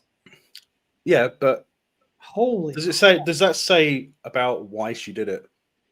It doesn't say why. That was like the. I don't know if you heard that a couple of years ago. A few little girls unfortunately lost their lives because a guy decided to go into a dance class with a knife. Yeah, I do remember that. Yeah. The article I'm reading now. That is when she tweeted it. She was angry. She had just heard that 3 young girls, innocent little girls, had been killed, been unalived, and she was angry. She was venting, so she put a post on there because she thought it was one of the illegal immigrants, which is a very common thought that's going around in the UK. Not necessarily incorrect, but I'm not confirming that it is correct because obviously I don't want to get into trouble. Right. But yeah. Oh my God! Her husband was a Yeah. And they tried to get him sacked as well. It is a dicey time to be alive. I guess when has it never not been? But now that everything's publicized the way it is, it's just everything's dicey all the time. Eris, this is the opportunity for you to say thank you because we're now at the 3-hour mark. We've hit 3. Beautiful. The only thing I had to say was your favorite war film, and that was good for another 15 minutes. Oh, I do have another war film that I do really like to watch. I really enjoy it. Don't keep it to yourself, Melvin. Shit. We Were Soldiers. Oh, yep. Okay, so you hear about this Peter Jackson film. It was kind of a documentary, They Shall Not Grow Old. He took a lot of war footage that was in black and white, and mostly he told the story of these wars, but he colorized them. The only thing he really did was colorize them and upscale the video to clean up all the glitches in the film, the regular negative. And it is so much more impactful. They Shall Not Grow Old. Peter Jackson, go give it a good watch. Did he do that after he did the Beatles? Did he use the same technology? Maybe. I'm not sure. Let me go look. Because he did the Beatles Get Back 3 years later after they. So he was testing the technology for that. Right, he did. They Shall Not Grow Old right after Battle of the Five Armies, and then he did They Shall Not Grow Old, and then the Beatles. He did 3 episodes of Get Back, and then Get Back the Rooftop Concert in 2022. And then he did the Beatles Now, and then 2023. And he did as a producer in 2019. We forget about that one though. As much as Mortal Engines could have been cool, that's just oof. Just while we were talking about it, Red Tails is also a good one. It's not a great war film, but it's important. You don't like it? I didn't like it. Is correct me if the title is wrong. Isn't Tuskegee another one? Yeah, Tuskegee Airmen is the same story basically. It is the same story, but is Yeah. it called Tuskegee or Tuskegee Airmen? It's well, it was. I think it was actually called Tuskegee Squadron, wasn't it? I think it's Tuskegee or Tuskegee Airmen. There were several. I mean, the actual squadron in real life. Oh, yes, Tuskegee in real life, Squadron, yes. I think. Yeah. So, wasn't a very good. I think the dialogue. I didn't like the way that they did the dialogue. It was very. I don't know, inaccurate for the period. Does that make sense? The Red Tails or Tuskegee Airmen? For Red Tails. Yeah, Red Tails. And the visual effects were trash.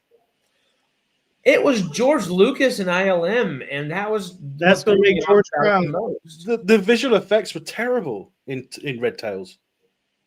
It was the biggest conundrum of the film because they had a great cast, but it obviously it came out when I was younger, so whenever I watched it, it was like, oh, this is just the fun movie in theaters, and it was necessary history to learn and all that. But watching it back a few years later, I'd rather watch Tuskegee Airmen over that 10 times out of 10, I think. Even though I liked the cast and technically the filmmaking team behind it a little bit more for Red Tails. Haven't they made another one recently about black female pilots?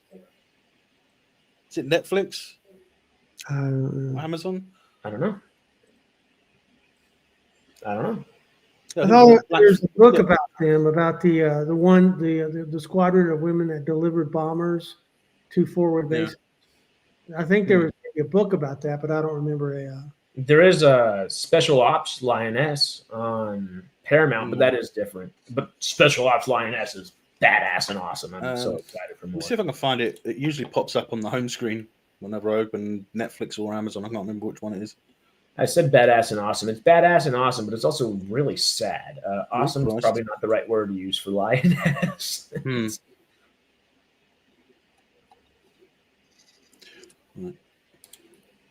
Maybe. Well, what else are we thinking, y'all? Now I really do have to go. Yeah, we're about that 3-hour mark. We'll kind of wrap it up around here. Melvin, He would be sad that he missed out. Melvin, you got any time this week you want to come hang? Yeah, can do. All right. Yeah. We will text and figure that out then. Melvin, it's good to see you again. Yeah, it's good to see you too. Don't let Harris keep you off the stream anymore. We've been trying to get him as often as possible recently. Mm-hmm. We have been stargating, which has been fun. Well, I've been keeping myself away from things for a while, but I'm getting back to it. Good deal. Good deal. It's good to see you. Good to see you. All right. You too. And for me, it's good to be back. Good to be back. We are so happy you're back. It was so fun. You missed I'm my glad hat. we got to do this stream this way. We need our good long conversations. We get to the point when we need to, but yeah, you need to break the 3 hours now and then. Every now and then, you know. Yeah, it's like breaking a sound barrier. It's got to be done. Boom. Yeah. Well, they back. Oh shit! What, 2 years ago? They started. Oh, well, we're at an hour. Can we make it an hour and a half? And I keep them on for 3 hours, just bringing up bullshit. Well, what did you think of the cinematic style of whatever the fuck it was? Oh yeah, and so we end up. Then there's an argument. Then there's a fist fight in the chat room, and then it's just mayhem ever since. And it's just let's just do that again. That's the same for me. As soon as I get people to join my streams, I'm just like, I don't want to end it. I want to keep going. But you got to end at some point.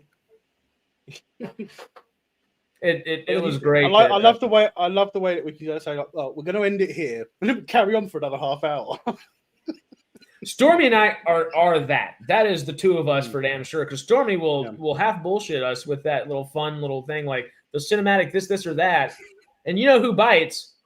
This idiot right here every damn time. I got a bag full of Harris bait I can whip out at any point in time. I will take it. It's Scooby snacks for me. I'm ready. All right. We didn't even get to something called speech synthesis markup language, or the HTML version of the AI speech synthesis called SSML. We didn't get to talk about that today.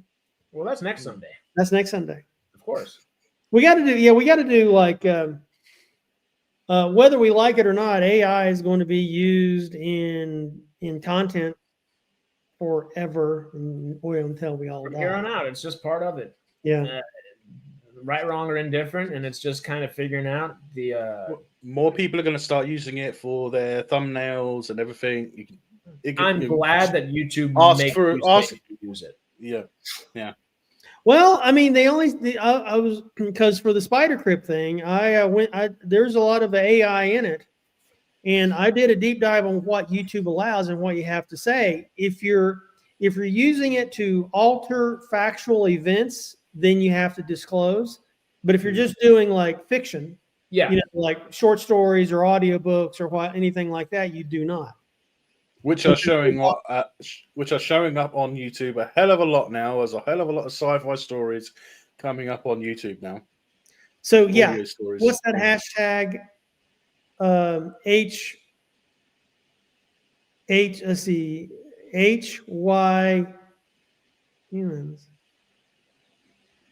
HY something like humans. Oh no, HFY humans. Fuck yeah. Oh, okay. Because I keep like lo-fi and music on kind of the background of the house or my room, whatever. I kind of sleep with white noise on, so on and so forth. But during the day, I like to have lo-fi on. And at first, when all the AI stuff was coming out, it's like, oh, I got a cool Star Wars this. I got a cool Stargate this. I got a cool whatever it is, Lord of the Rings, Skyrim, Fallout, whatever this. And it's like 6 hours of the right type of music, 6 hours of fantasy-inspired this or whatever. But it all, like the dopamine and serotonin hits we were talking about earlier, just kind of like runs dry at a certain point, and you can tell it's not. Yeah, especially what Melvin was talking about, all the sci-fi stuff. I saw one come across my recommended on YouTube. Oh, I don't know, about a month or so ago, and it's like I listened to one or two, and all of a sudden, every one I listen to some at night now when I'm trying to sleep. So I'll go to sleep listening to one of the audio stories. But it's always got a character named Sarah Chen. Every single one of them is Sarah Chen. Yeah. Well, and there's this. There's the first one I watched or listened to was there was this space mechanic, down on his luck, had a child, had no money, but he decided to put the last of his money into this abandoned hangar at this spaceport. And it turned out that there was a secret hangar in this hangar that had all these ancient spaceships and famous spaceships. The guy that died, it's kind of like a episode of like one of those shows, like storage unit auctions or whatever. Yeah. And so this guy bought George or whatever. It was, I'm sure the story was HI. I know the thumbnail was. I know the voiceover was. But it was engaging. And I think a year ago, that shit wouldn't have been engaging. But if you look at this guy's channel, he's been at it for 2 years. And I don't want to, I don't want to like. It might as well be. It might as well be, David. Yeah. So anyway, this guy's been at it for 2 years and has produced 12,000 videos. That's 6,000 a year. That's 500 a month. On one channel, and so you look at all the comments, and he's kind of saying, "Well, yeah, I got this idea, I got that idea." I mean, he may be doing it like me. He may have he may come up with a prompt and some characters that probably how this one character keeps reoccurring. They may be using the same character, build off of that. But yeah, I don't think it's going to go away. Oh, it's not going away. It's going to get worse. It'll get worse before it gets better. Most things tend to. All right, now we're at 3:12, and I'm really starving. Honestly, that's probably a great thing. It's 2 p.m. on the West Coast, which means it's 3 or 4 for you. 3. Or is Albuquerque all the way in Central already? No, we're Mountain. It's 3. Here. And if it's 3 p.m. over there and 2 p.m. over here, means it's 10 p.m. for Melvin. 9:54. We're rounding up. Come on. What should I say? Let's get it right. 21:54. Now, yeah. Said military movies. We're going military time. I prefer the 24-hour to the 12-hour clock. Because if you look at a 12-hour clock, you're like, oh, it's 4 o'clock. It's dark out. It must be the morning. Or it must be, yeah. Either that or it's Montana. One of the. Well, that or you're in the Antarctic and you haven't realised it's been nighttime for like 2 weeks. Yeah. Well, if you're in the Antarctic, if you see General Hammond, let us know.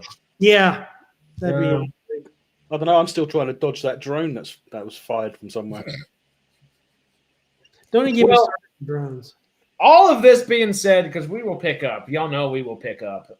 We will get off of this training train. to leave, but we can't. I know we're trying. We'll get off this train now. Oh, good one. We will leave y'all till tomorrow. If you're a Patreon member, come hang out for Farscape Patreon. Wednesday, we don't have a Stargate Outpost planned per se, but there's always a good chance we may do one anyway, especially if Melvin wants to come do something. It doesn't have to be Stargate, though. If you want to do something throughout the week, just holler, and we can do an afterthoughts on something, whatever we're feeling. But I'm going to be rewatching Fallout during the week. Ooh. Well, then come join us for Radical Wasteland if you'd like. Yeah. Then Radical Wasteland is the next thing on Friday. Yeah. That's all for us. Besides Sci-Fi Sundays next week, y'all. Where do y'all have that people can come find you? Where do y'all have that people can go watch? For me, it's Mojo Zoo on YouTube and Professor Cringe. Well, for me, it's Quest RC. Y'all know the deal. Professor Cringe, Mojo Zoo, Quest RRC. We got to do some stuff. And we're so happy. So happy. We got our Storm Bear back. We're so happy fucking calculus is over. That's what I'm happy about. Well, all the above. Thank y'all so much for hanging on this longer stream, and we will see you soon. See you guys. Thanks for coming. See you guys. Adios.